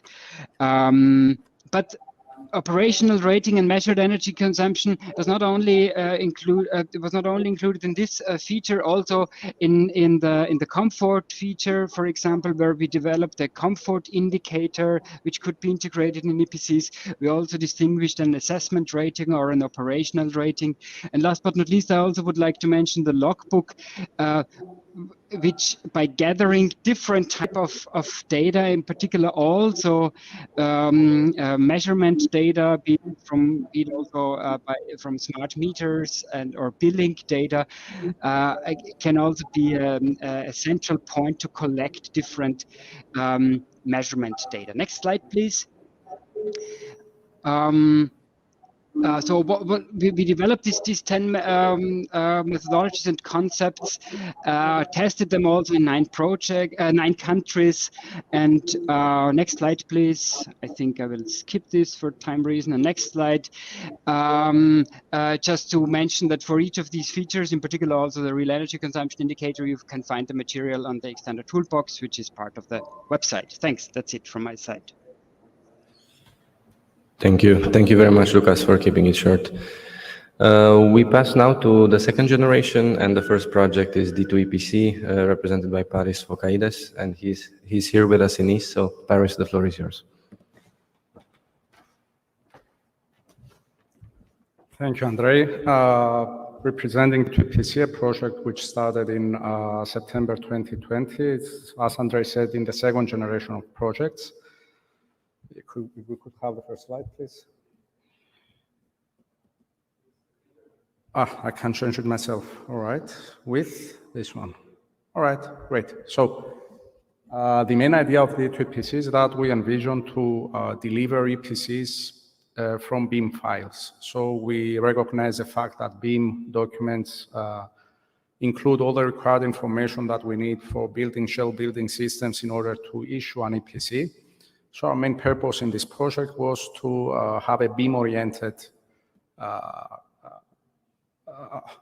certificate, and the main work that was carried out during, and it is carried out during the project, was to work with the different documents that we have from BIM and extract all the required information in order to do the classification of buildings. At the same time, we do recognize the fact that what lacks currently certificates is the enhanced information to the users. That is why we also targeted an indicator enriched certificate, and we classified the indicators that we delivered in D2EPC in 4 major categories, 2 of which are more asset-oriented categories, that is the SRI and the LCA. We do extract the required information from BIM files in order to deliver at the same time with the EPC the LCA assessment of the whole building, the building shell mainly at this point, as well as of the SRI. And at the same time, we also work on a set of dynamic indicators, D D2 stands for dynamic and digital. Dynamic goes for operational, dynamic from the Greek word dynamikos, meaning changing with time. That is, we also capture all these indicators that will deliver an operational rating. What we see in this slide, because we were actually requested today to discuss on the operational aspects of our project, is a set of indicators that was developed in terms of the operational rating, and that are delivered based on measurements that are carried out in the pilots of the D2EPC project. At the same time, we do develop a methodology for delivering the operational rating of buildings, which recognizes the needs for normalization of the assessment, as well as integrating the required steps for delivering a set of indicators and not just a sole indicator for the operational rating. Based on our work and on our experience and all the work that has been carried out in the project, we have also initiated a new working group in CEN, which was approved and which will initiate its activities in October for operational rating of energy operational rating of buildings. This working group is under TC371. I'm the convener of this group. The secretariat is UNE. UNE is also a participant in the project. And our main goal in this working group, which was developed and delivered through the D2EPC project, is to deliver specific answers on questions regarding to the reference building to be considered in the case of operational rating, normalization practices, the time step of the operational rating, as well as other open questions such as measurement practices, minimum requirements for conducting measurements for operational rating, and so forth. We recognize the fact that there is a great gap in the standardization in the field of operational rating. We have everything that we need for asset rating. Unfortunately, we do not have any standards for operational rating. To this end, D2EPC took this initiative, and we envision that we will be able to deliver significant information for next generation EPCs. At the same time, we also, as said earlier, developed a set of indicators for dynamic rating of buildings, for operational rating of buildings. These indicators are mainly based on the life cycle costing, in the sense that having the operational rating, we are able to deliver LCC indicators for the dynamic performance of the building on an annual or biannual basis, giving the indicator to the user in which way to improve or to inform the user whether the performance was satisfactory. In this way, by developing, and this is also envisioned in D2EPC, by developing a scheme of penalizing or awarding the user of the building for a better or worse performance compared to a reference, we aim to have an interactive, let's say, participation of the user in the classification of the building. What we see in this last slide of our presentation are the set of indicators that are included in terms of LCC and human comfort, as well as the rationale of delivering this scheme for awarding or penalizing the users for their performance in the building. I would like to thank you.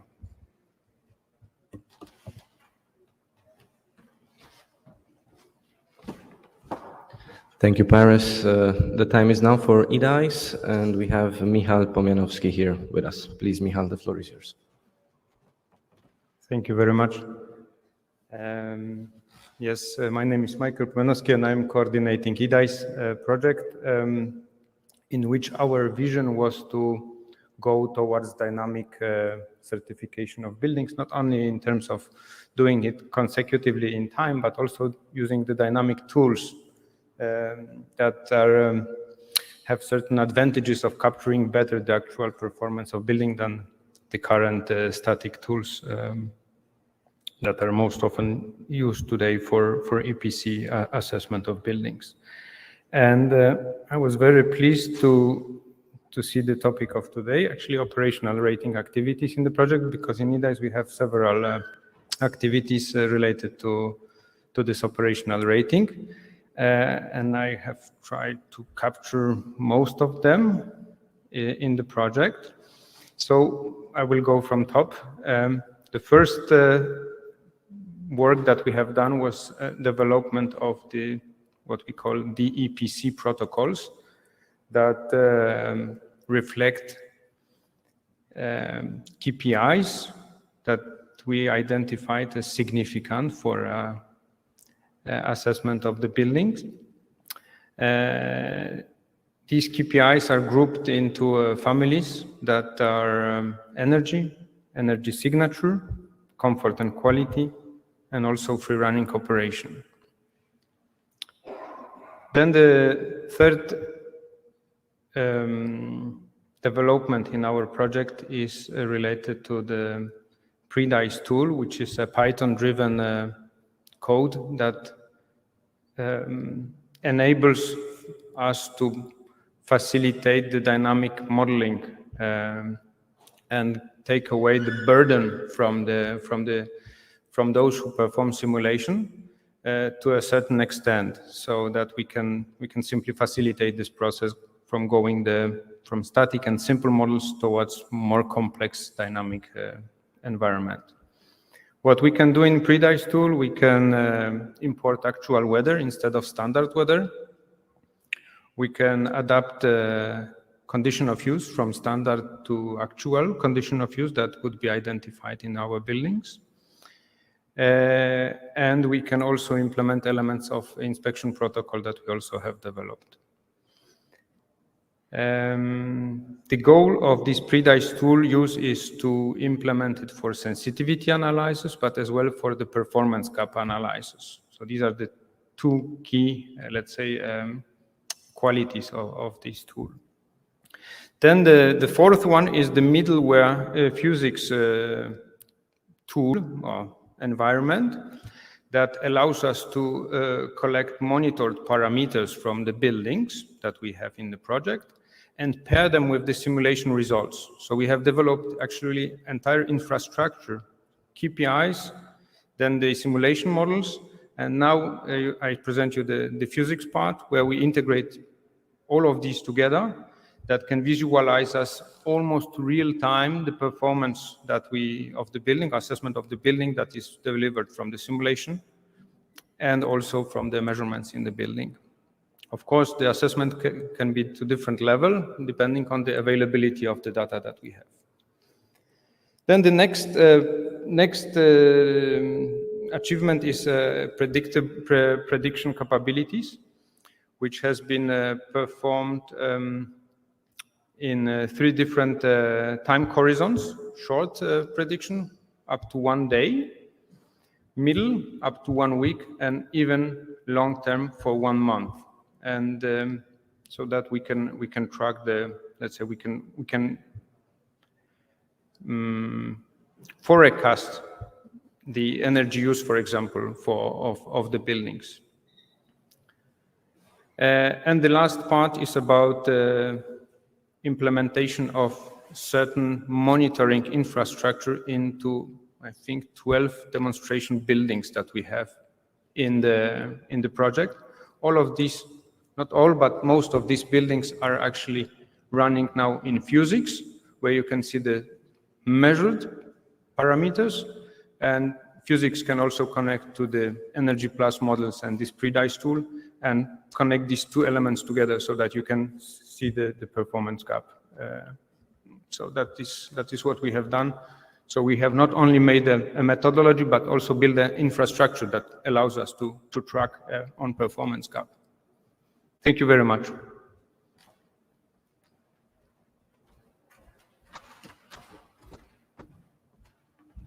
Thank you very much, Michal. Very interesting. The third project in the second generation is ePanacea, and we have with us virtually Maria Fernandez Boneta. Please, Maria, the floor is yours. Just let me know when to pass to the next slide. Thank you. Okay. Hello. Good afternoon, everybody. Thank you, Andre, for giving me the floor. And let me explain very briefly in just one slide the key aspects of ePanacea project in relation with this topic. My name is Maria Fernandez. As Andrei said, I am the project coordinator of IPANASEA, and I work for CENER, the National Renewable Energy Center of Spain, specifically in the energy transition in cities department. So, well, regarding the IPANASEA and this topic, sorry for the high density of this slide, but I have tried to condensate these key aspects. So this is the result, I'm afraid. So the IPANASEA project has developed 3 different energy assessment methods to cover the needs for the next generation of energy assessment and certification at different levels, specifically focused on the integration of measured data into the current schemes with the objective of overcoming EPC challenges, such as the performance gap, lack of accuracy, and lack of end users engagement. In this slide, I am going to focus on the assessment method 3, which is based on the auto-calibration of white box building energy models, covering the whole workflow, and a global concept for the EPC based on this type of energy performance assessment. This global concept suggested for the new EPC is summarized in this figure represented by the so-called the EPC cycle. This approach implements a sequential structure that enables to obtain a calibrated model based on actual consumption patterns, which means the EPC in use. At the same time, it will provide a more accurate standard EPC after correction of the calibrated model by climate and use. This approach then covers 2 different perspectives for the EPC. On one side, improving the information provided to end users based on their actual consumption patterns through the EPC in use. And on the other hand, the standard EPC will keep the administration requirements for the objective comparison of the building stock. So the assessment method here starts from a first approach for the building energy model, and following these steps, including auto-calibration via the use of parametric analysis and optimization algorithms, we will be able to get the EPC in use based on a calibrated model, and also an accurate EPC standard after correction. In order to enable a cost-efficient deployment of this methodology, of this suggestion, IPANASEA implies also the development of several software tools based on the OpenStudio platform to support the automated calibration, as well as the procedure for correction of the model to the standard operational conditions. Also, taking advantage of the ICTs and accessibility to actual data, for example, smart meters for residential sector and so on, other preprocessed data tools have been developed to enable detailed modeling of user behavior for dynamic simulations, as well as for the decomposition of energy for different services with the same energy carrier. The processing for actual weather data has been also implemented to develop compatible format files for conduct dynamic simulation with the Energy Plus engine. So with this approach, we could envision a multi-objective EPC with the same effort, providing outputs based on actual consumption patterns, for instance, energy efficiency measures assessments that will enable to provide detailed guidance on energy use optimization, retrofit planning, and even for energy audits. On the other hand, this also enables getting an accurate standard EPC, solving uncertainty of some thermal parameters of the building energy model, for instance, thermal transmittance or infiltration rate, for instance. So through this process of calibration. And this also covers then the needs from the administration point of view, obtaining a certificate based on standard conditions, using this for regulatory purposes. So since the time is limited here, if you're interested in this approach, for more information, please visit our project website at ipanasea.eu or contact us via email directly. I also encourage you to subscribe to our newsletter and follow on our social networks. Thank you so much for your attention. Thank you very much, Maria. And also, like Maike, you really kept it to one slide, as was the kind requirement. Now, the last project in the second generation EPC recast, Jana Benjalova. I know you are with us virtually, so please, the floor is yours. Just let me know when to go to the next slide. Good afternoon. I hope you hear me. Yes, loud and clear. Thank you.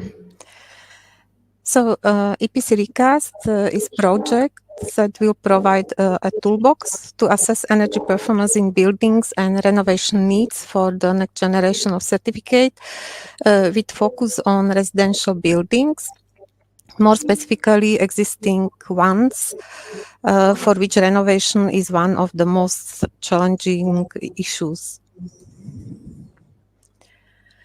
So in connection with measured energy, EPC Recast deals with two approaches to support assessors in mitigation the gap between predicted and measured energy performance.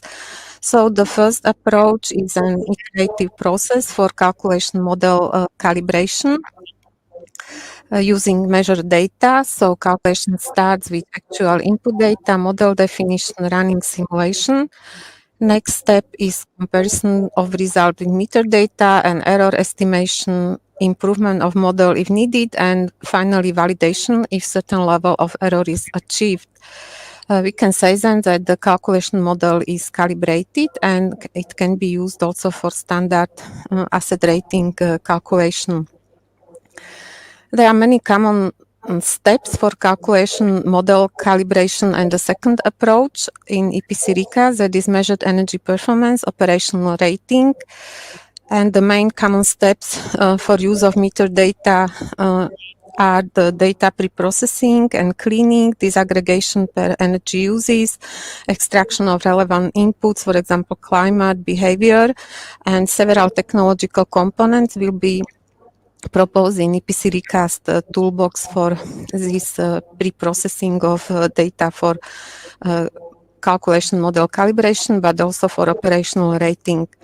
So the second proposed procedure deals with measure energy performance, operational rating for heating and hot water preparation only, because EPC Recast deals with residential buildings. This is a method for normalization of meter energy consumption to typical conditions using regression. I would like to mention that we should be careful when we talk about the rating, because the method based on measured data is very sensitive to data quality, behavior of users, and also interpretation of measured data, and calculated energy performance should be the main indicator for rating. The potential use of normalized metered energy consumption under typical operating conditions is to be reported in EPC together with asset rating to enable comparison between calculated and actual performance. And dedicated page in EPC template is proposed in EPC Recast. And to verify the correctness of calculated energy, that is very important for financial and subsidy scheme for confirmation of predicted energy savings after renovation. So to confirm or validate how building was really renovated from public money.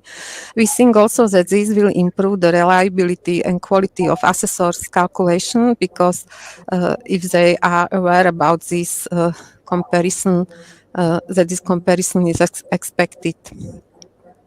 So existing approach in European standard 15378-3 provides normalization of measured energy for heating and domestic hot water to standard conditions based on yearly data.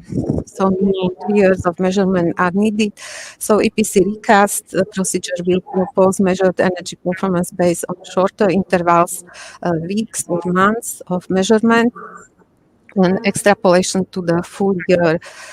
Aggregation of data to suitable intervals is needed, because the hourly data cannot be used directly for regression. Normalization is supposed for climate and indoor temperature.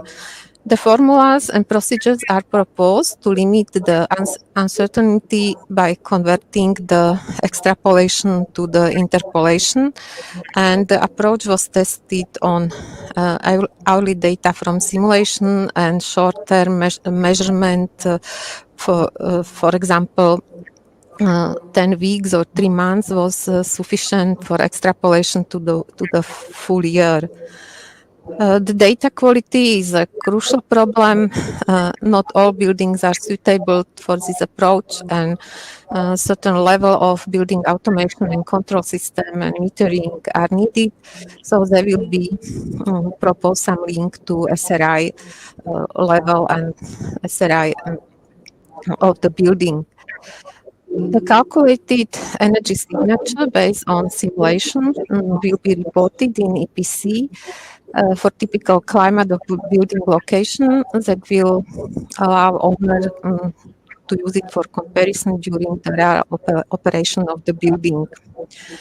Some first observations from testing are that hourly measured data can be used as suggested in the draft DPBD revision, but it is not needed in reality because they must be aggregated over longer intervals, otherwise no dependency is observed. And that regression curves may be different for different systems, for example, linear for gas boiler, but should not for heat pumps. So the next steps in this project will be testing on real measured data in work package 3, because we have several sensors installation and pilot buildings, and amendment of this existing standard will be proposed at the end of the project, and also input in the work of new CEN TC371 working group on operational rating if it is created. So thank you for attention. Thank you, Jana, for your presentation. Now we move on to the third generation of EPC projects, and the first one is CrossCert, represented today also virtually by David Jenkins. Hello, David. I hope you can hear us. The floor is yours. Yeah, thank you very much. I'm Dave Jenkins from Heriot-Watt University in Edinburgh. So we lead the technical work of CrossCert. The overall project's led by University of Zaragoza, which hopefully you'll be able to see in the slide in a minute. If we can, there you go. And you can see all the other partners as well involved with the project. So CrossCert, we've been going for nearly a year now. And the starting point is a number of buildings that the partners have provided the project from across Europe, so residential and non-residential buildings. And what we're trying to do is run what we call this cross-testing procedure. So we take lots of different EPC methodologies from across Europe. We run those EPC methodologies through those real sample buildings. We then take measured energy consumption of some of those buildings. We also run more detailed dynamic models of those buildings. So we're essentially ending up with lots of different ways of assessing the energy use of those buildings, which we can then compare across all the buildings for which we have that information. So unsurprisingly, these different methods produce different metrics. So if I run a Spanish EPC methodology through a British building, I don't end up with the same EPC type output in terms of the numbers as I would with the British method. And that's worth noting, that's worth discussing, but we're probably just as interested in that journey of actually getting through to the outputs in the first place. And we're coming across lots of really quite significant differences in the EPC approach from these different countries. It was mentioned before the break that there's a fairly low degree of harmonization across the different EPC methods across Europe, even though we all started from the kind of EPBD starting point.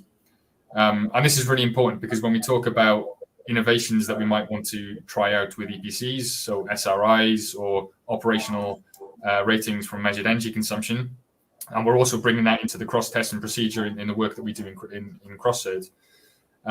But what we find, and what we will, I'm sure, find, is that these innovations won't perform equally well across all the different EPC methodologies because they're so different.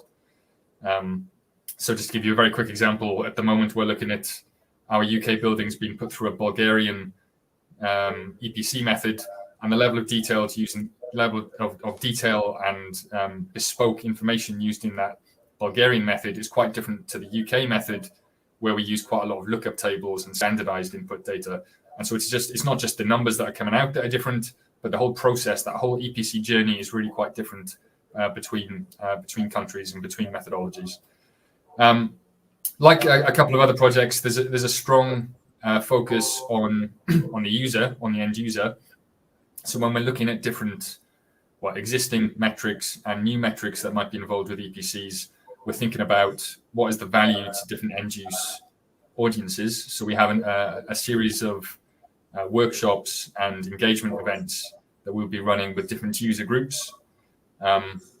So we want to get feedback from them in terms of what information do they need to do what they want to do, and are some of these new metrics and existing metrics, are they actually meeting that need?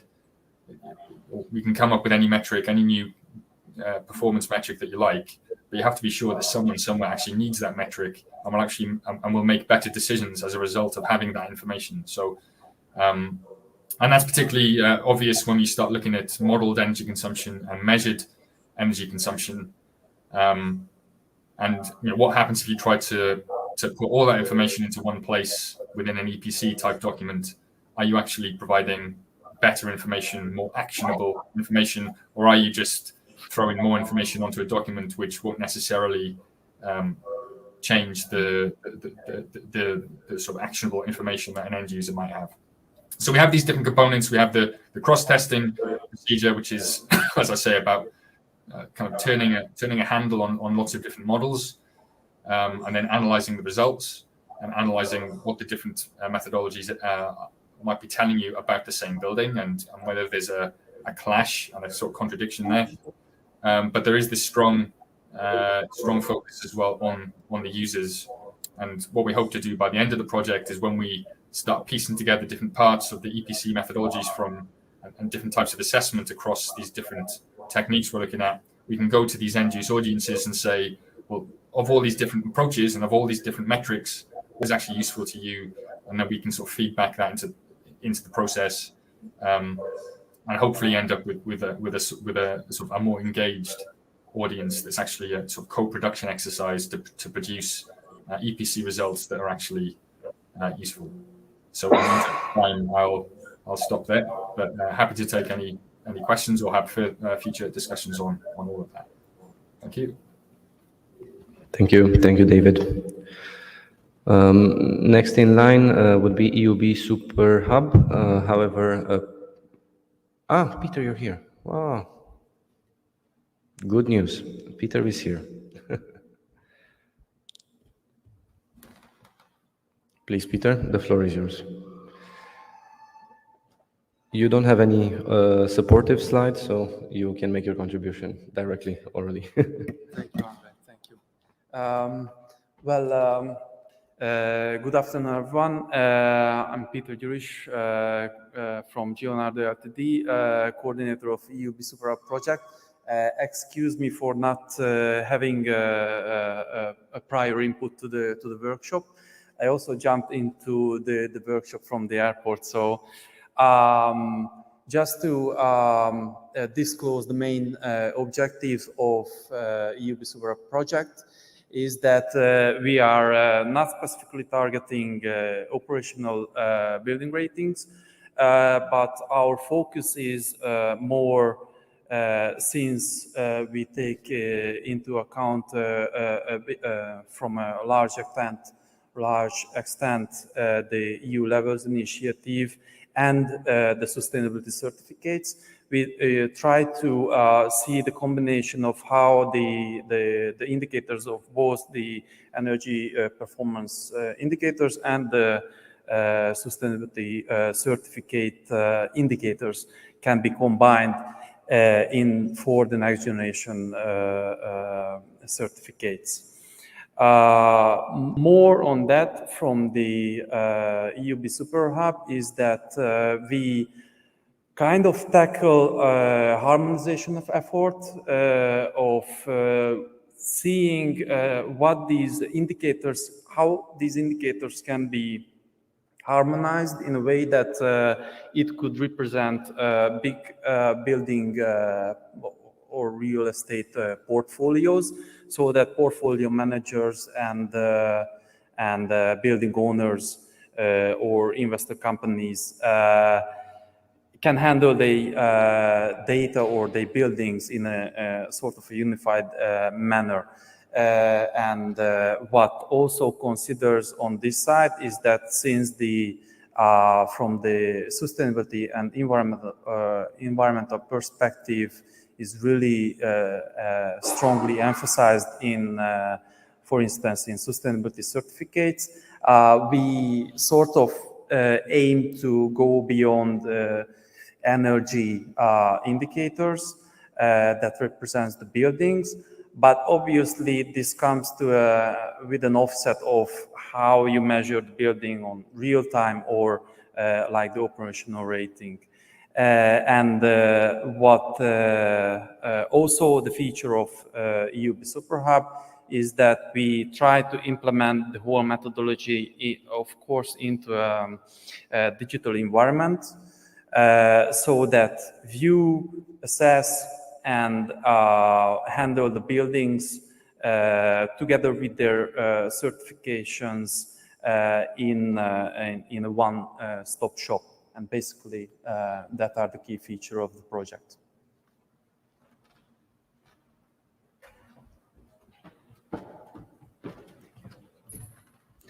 Thank you very much, Peter. And sorry for having not noticed you. It's the first time we meet in person physically, so my apologies. We have two more projects from the third generation. The next one is IB Road to EPC, represented here today virtually by Alexander Delianis. Alexander, the floor is yours, please. Thank you very much, and I think I'll be quite as quick. So a few words about IB Road to EPC. It's a follow-up to the IB Road project. The IB Road worked on the building renovation passport, the digital building logbook, producing a model for these two tools. IB Road to EPC, as one can imagine from its imaginative title, aims to bring the roadmap, the building renovation passport, into the EPC, sort of vaccination, if you want, to make it a stronger tool. Taking into account that the EPC is there, it's been there for quite a lot more than a decade. It's been tried and tested, not always successfully, but it's a tool that one can base oneself on as a step and proceed to greater ambitions. Now, as with the previous project, IB Road to EPC is not particularly focused on the issue of operational rating, but the logic of the digital building logbook is that it is a dynamic document which includes information of the snapshots of the various stages of the building as it's being renovated, also going back to the past, to the original situation, perhaps when it was built, bringing together all the information on the building, and this in a dynamic manner. So here is where, in the case of the digital building logbook, where this information enters, the possibility for dynamic following of the building performance. In this case, we are very happy to follow the rest of the projects and apply some of the results that they have. So we are open as a client, if you want, in today's meeting, to integrate in the digital building logbook such results and methods. So that's it for my part, and hopefully there will be time also for the discussion. Thank you. Thank you. Thank you very much, Alexander. I'm keeping the time as well. And last but not least, we have TimePack project represented here today virtually by Giovanna De Luca. Please, Giovanna, the floor is yours. Good afternoon. Can you hear me? Yes, we hear you loud and clear. Thank you. Perfect. So, good afternoon. I'm Giovanna De Luca. I'm a researcher from Politecnico Torino, and I'm here representing the TimePack project, which actually will try to contribute in improving the existing energy certification processes, moving from single and static certification to a more holistic and dynamic approaches. The project started almost a year ago, and in the first months we analyzed the current EPC scheme, highlighting its deficiency with a specific view to the uncertainty of the data, both input and output data, which are used in generating the certificates. Then the work package 2 is specifically linked to the topic of this workshop. The work package started a few months ago, and it is aimed at proposing an enhanced EPC scheme. Actually, we are currently working on the definition of the concept and the architecture of this certificate scheme and on its requirements. So we are suggesting 2 levels for the development of the concept of this scheme, which are the interoperability of the certificate with different databases and also the flexibility of the document to be used by different final users and for different purposes. As for requirements, the enhanced EPC should provide an improved quality of data, of course, starting from the results of the first phase of the project.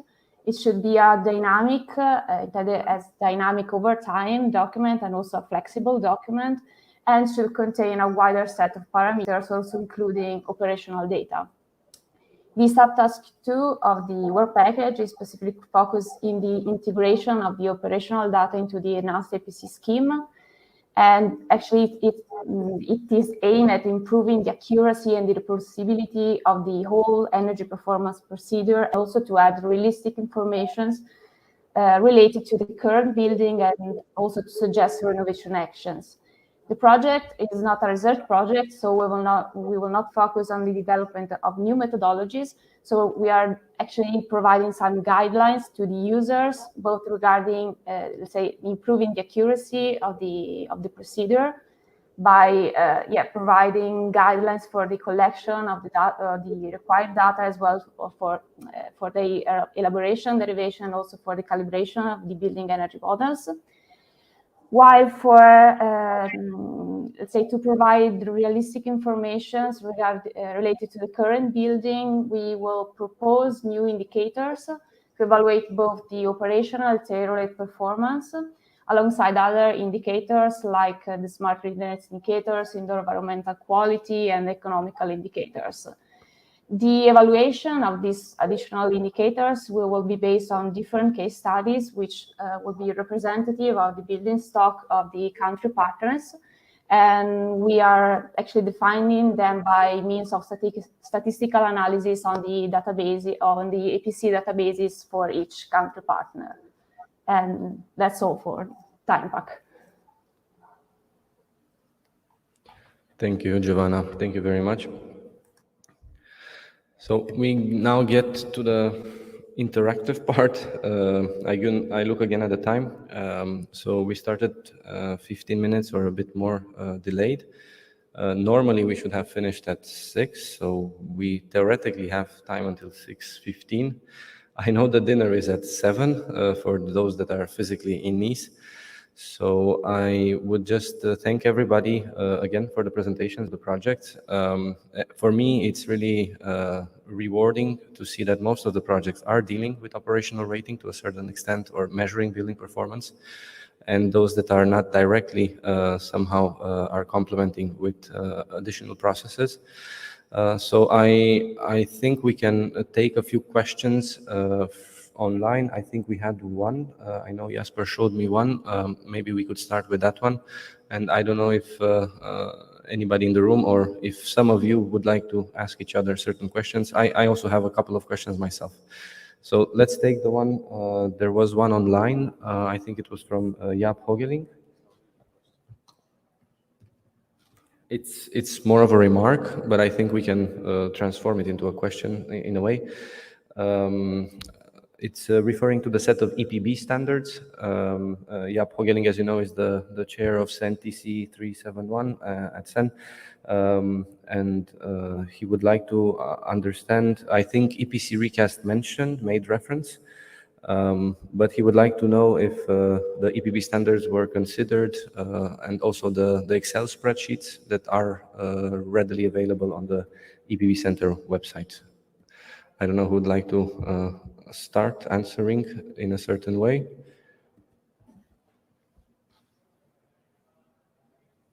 And I guess it's an encouragement to do so if you haven't. As you mentioned, EPC recast, Andrei, so I could try to answer. So, yes, so in EPC recast, there is also calibration of calculation model. It will be done by Technalia, and it should be automated process, and Energy Plus will be used for this. As in Spain, it is a standard tool because we do not have tool based on hourly step and on standards yet. So it would be nice if we could have such tool. Thank you, Anna. Those of you in the room that if you would like to make a comment, I invite you to come here at the lectern. And if anybody online would like to say anything. Yeah, Andrei, here, Maria. Yeah, can I? Is somebody speaking? We don't Yeah. hear you very well. Maria. Ah, Maria, yes, please. Yeah, If you could speak a bit louder. Yeah, regarding the now I have an echo. Sorry, the colleagues in Regie Technique are adjusting your volume. Just Okay. continue. Yeah, regarding following the standards, yes, we are trying to follow most of them. Some related to indicators and definitions and so on. Regarding the calculation, partially, because I have mentioned that we have 3 different energy assessment methods. So the second one follow the 52,016, but the monthly with monthly calculation step, not the hourly basis. And the third assessment method, we use Energy Plus calculation engine, assuming that it has the approval of the entire building sector for energy performance of building assessment. So we try to follow all of them, but one by one, some parts or other. Okay, that is from my side. Thank you, Maria. I think some of you turned on your camera, the virtual presenters. Did you want to say something about this? I mean, this is Lucas speaking. I just wanted to say that I agree with Jaap that it's really relevant. And in Extendo, we had, let's say, 4 cross-cutting criteria, how we called it, to check all developments against these cross-cutting criteria, like user-friendliness and economic feasibility. And one of them was also consistency with international standards. And at least we tried it to be consistent. But I agree that will be more and more relevant in order to facilitate harmonization. Just very short from my side to that point. Thank you, Lucas. I don't know if in the room you would like to say, Michal or Paris? Yeah, the question was if in your work, if you consider the set of EPB standards, the European Energy Performance of Building Standards, and if you use the Excel spreadsheets that are readily available, if yes, why, or if no, why, and how you did it. If you want to speak, if you could come please here. Who would like to go first? Paris? Okay, please.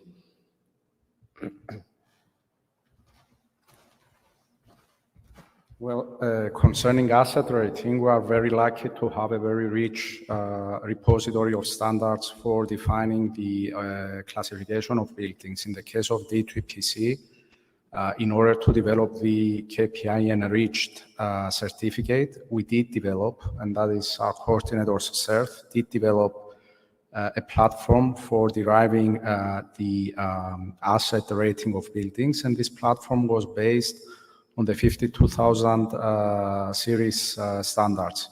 And there was a very thorough analysis of this new standard series. And the tool that was developed, and I think it's already available under the deliverable 4.4 of the project, is based on these standards. On the other hand, we have already underlined the fact that before the operational rating, we have initiated the working group. Jaap is well aware of our work in that field. And we also aim to deliver some work for that as well. I also have a question, but I think I can ask this later. Oh. Okay. Let me just check. Michal, would you also want to?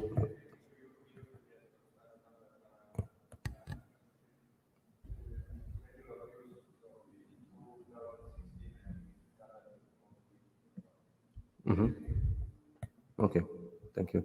Well, then, Paris, let's be proactive, please. Yes. Andrei, first of all, I would like to congratulate Riva for taking this initiative to bring all 11 projects together. Very soon we'll be 13 because we also have Smart Living EPC and the other project, which Chronicle, yes. My question, I'm sure that the DG Energy takes into consideration the work that has been carried out in these projects. Could you update us a bit on how I would find, for example, the presence of somebody from DG Energy today here very important. Could you update us on how we communicate our work with DG Energy of this cluster, or if there are any activities in this field? Thank you. Yeah, thank you, Paris. We are taking this road of going farther together as opposed to fast alone. And to all of our events, we try to engage the policy officers to the extent feasible. They are not always available, as we all know. We were lucky with a previous event earlier this summer, not necessarily today, but I'm grateful at least that Shane Donatella was able to participate and present levels, which is, in my opinion, something complementing everything that we are doing in this cluster. And of course, the purpose of us working together is to provide a framework already at EU level to support the implementation of European directives and transposition at national level. And that's why I think if we can have an open communication bridge between ourselves already and bring together all the results of our projects, it would be much easier for the stakeholder community, including member states and policymakers, to make use of all the great work that is currently being done. Normally, this should have been coordinated directly by our project officers, the team at CINEA.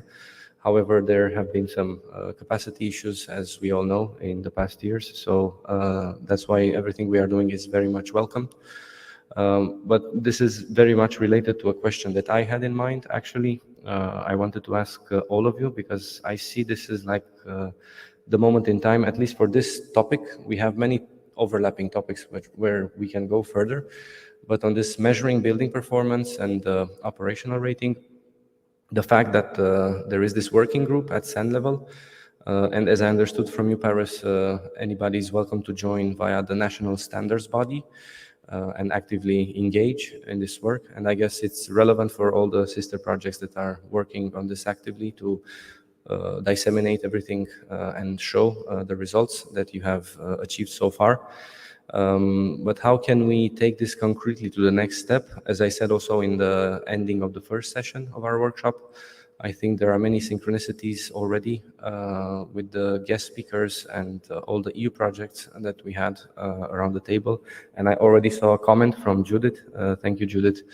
She's very much interested to learn in more depth what each project is doing. So I turn back then the question, how can we take this further as a cluster and associated sister projects?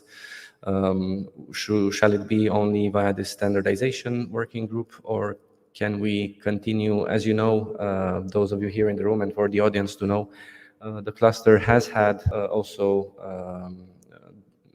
direct meetings with policy officers, I would say non-private, non-public, just the sister project representatives and policymakers and colleagues at CINEA. So if we are to continue doing that, it would be great if we can have specific topics, and I think this is one of them, with the EPBD revision and everything. How can we concretely take this further? Would it be just the standardization, or do you see something more? It's a very open question, of course.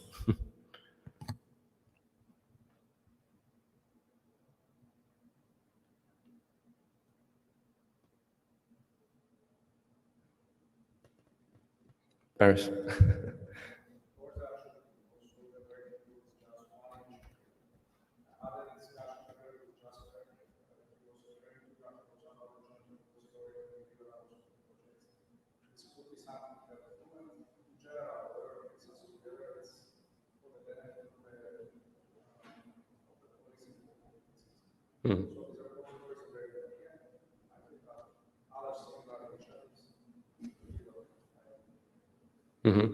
Just for those online and maybe also in the room, if Paris wasn't loud enough, the feedback was that that's just one activity, the SEN level working group on operational rating. We are currently working to bring all the results together in a common repository. And I guess for this topic and others, we can structure it in such a way that it's easily accessible. Concretely, because I know each project has its own grant agreement, but concretely, do you see, now that you have maybe heard a bit more than you knew before from the colleagues in the other projects, do you see any other collaboration opportunities, or the approaches are somehow already aligned? It's just slightly different to a certain extent.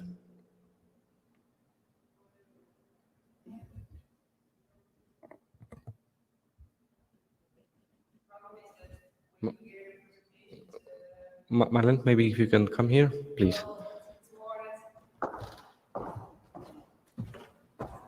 It's of course good to share the information in the way that we do it today, but when I see what is presented, I cannot grasp what is done behind the scenes. You understand? So I think you should see much more of the details of how people take into account the operational rating, how they do it. So somehow we should find a way to really work together, I think, because only a presentation isn't enough to understand what everybody is doing and to see if it's really overlapping or because sometimes maybe people do something for a short time frame or others do it for a long time frame and we don't know that. So we don't know actually. So we need much more detail, I think. So somehow we should work together in much more detail. I don't know how, but. And the other thing I think it's really important is that we need so much more monitoring. I think everywhere people should be know the urge for the monitoring, that we have data. So have monitoring in the EPBD and force it and make people do that. I think that's very important. I look at you, but I don't know where the cameras are there. So that's. Thank you, Marlene. Peter, please, if you could come to the lectern. I probably take this opportunity to approach this question from a technological perspective.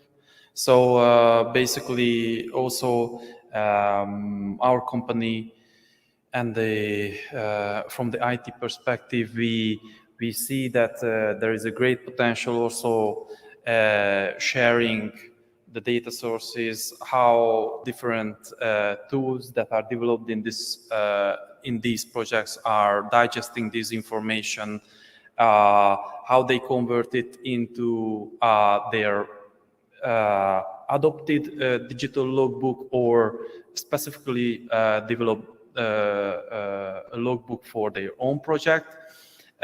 We also try some techniques in EUB Superhub. It's a public deliverable, I think, to publish the API, for instance, how we work, and probably if other projects doesn't have such a deliverable or outcome, still on a technical level, certain projects could cooperate, putting forward. So in 5 years' time, 10 years' time, the same service should not be redeveloped again. This is just purely from technological perspective. I hope it was clear. Yes, thank you. Thank you very much, Peter. So it's clear to somehow create a foundation on which you can build further, to have everything together as structured as possible, and then to take it further in more depth, which can be done in non-public events, of course. So for me, that's clear. Thank you. I saw some activity in the Q&A and chat. Thank you, Jasper, for having shared that. I saw Alexander and also David. If you contributed, but if you could also speak up, I think that would be even better for everybody. Thank you.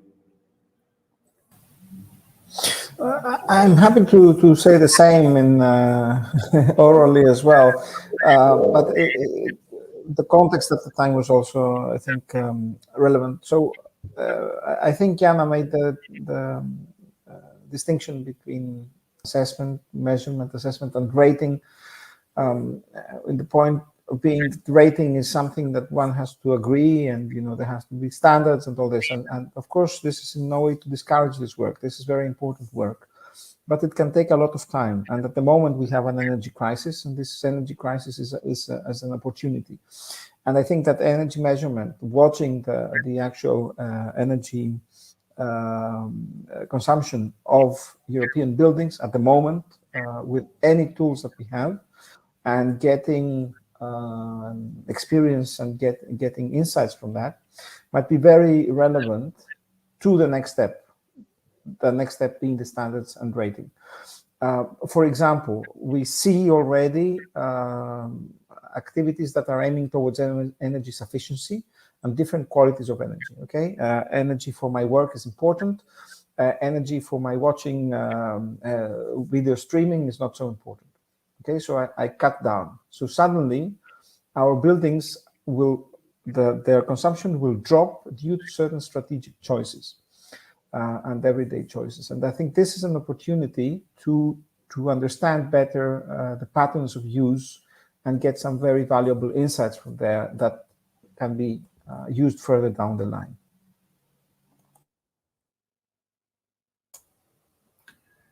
Yeah, I can add to that if this time. I agree with everything that everybody said. The point I was trying to make was measured energy consumption is important. EPC rating based information is important, but the question is whether both those things should exist on the same document. And in the UK, we have some public buildings that require display energy certificates that show measured energy consumption, or they reflect measured energy consumption. If that same building has an existing EPC, they're supposed to also show the EPC rating on the same certificate. So you can go into a building and see both the measured energy consumption rating and the EPC rating. And for many buildings, they're completely different. So they give you a completely different impression on the energy efficiency of that building. Now, if you're a building energy manager, that might be okay because you understand the context, you understand where they've come from, you understand what they mean. But if we're also pushing that kind of information for households, a householder is going to be very confused by that. Over here, you've got an A-rated building, and over here you've got a D-rated building because the real energy consumption is much higher than what was modeled. So it's how that can be summarized in a useful way. So we're recognizing that measured energy consumption is really important for lots of things. But we have EPC ratings, and they're developed in the way that they're developed. And it's just that sort of clarity of information. As I said earlier, thinking about the end user of that information, are you potentially going to confuse that person reading that document and therefore actually slow down action rather than speed it up? If I could add something, Jana speaking. So just for explanation, I think that rating is possible on calculation because of Alexander said that we need codification to use measured energy, and it is not easy because each building is different and we cannot prescribe something in this direction. And about the difference between asset and measured rating, so it always shows something is going wrong. So it is also a good message. But in UK, I know that it was just measured energy, not normalized, and not so it is not possible to show such energy. But if you normalize it, at least for climate, so it always shows something if there is big difference. And this is also intention. So it can be wrong calculation if expert knows that after renovation or construction there will be some validation. So he will try to provide a reliable or realistic calculation, or it is behavior of user, and then he also can improve. So I think it has a huge sense to report together with calculation. And about the actual use to introduce in calculation, I'm not sure it is a good idea because we use the calculation for example, global costs or LCA for 30 years, and sure the actual use will change. So the standard use has sense for this long period evaluation of building. Thank you, Anna, very much, and also Alexander and David. I've been signaled from upstairs that it's time to close. Normally we should have ended at 6. We have had some issues, but it's time to close, unfortunately. Fortunately, I saw also a very concrete proposal to have a round table, so that's a better wording than I used. Thank you, David. So most likely that will happen, and hopefully also the guest speakers from the first session will attend. I saw already that Judith is interested. Thank you very much, Judith, for that. So then I thank everybody again, especially for those of you that joined physically. I know it's not easy, but also for those of you online. I thank again my colleague Jasper for having supported the whole session as moderator, and also the colleagues at R2M Solution in the Régie Technique, having solved quite fast, I would say, the minor technicalities that we had. I would just recap and say again that we need to go faster, we need to go farther together as opposed to fast alone. And now is the time to take the right road, which is actually the left one in this image. Thank you, everybody, and I look forward to the next steps on this topic and also on the other relevant aspects of our big family, I would say. It's a privilege to be surrounded by such great experts. Thank you very much.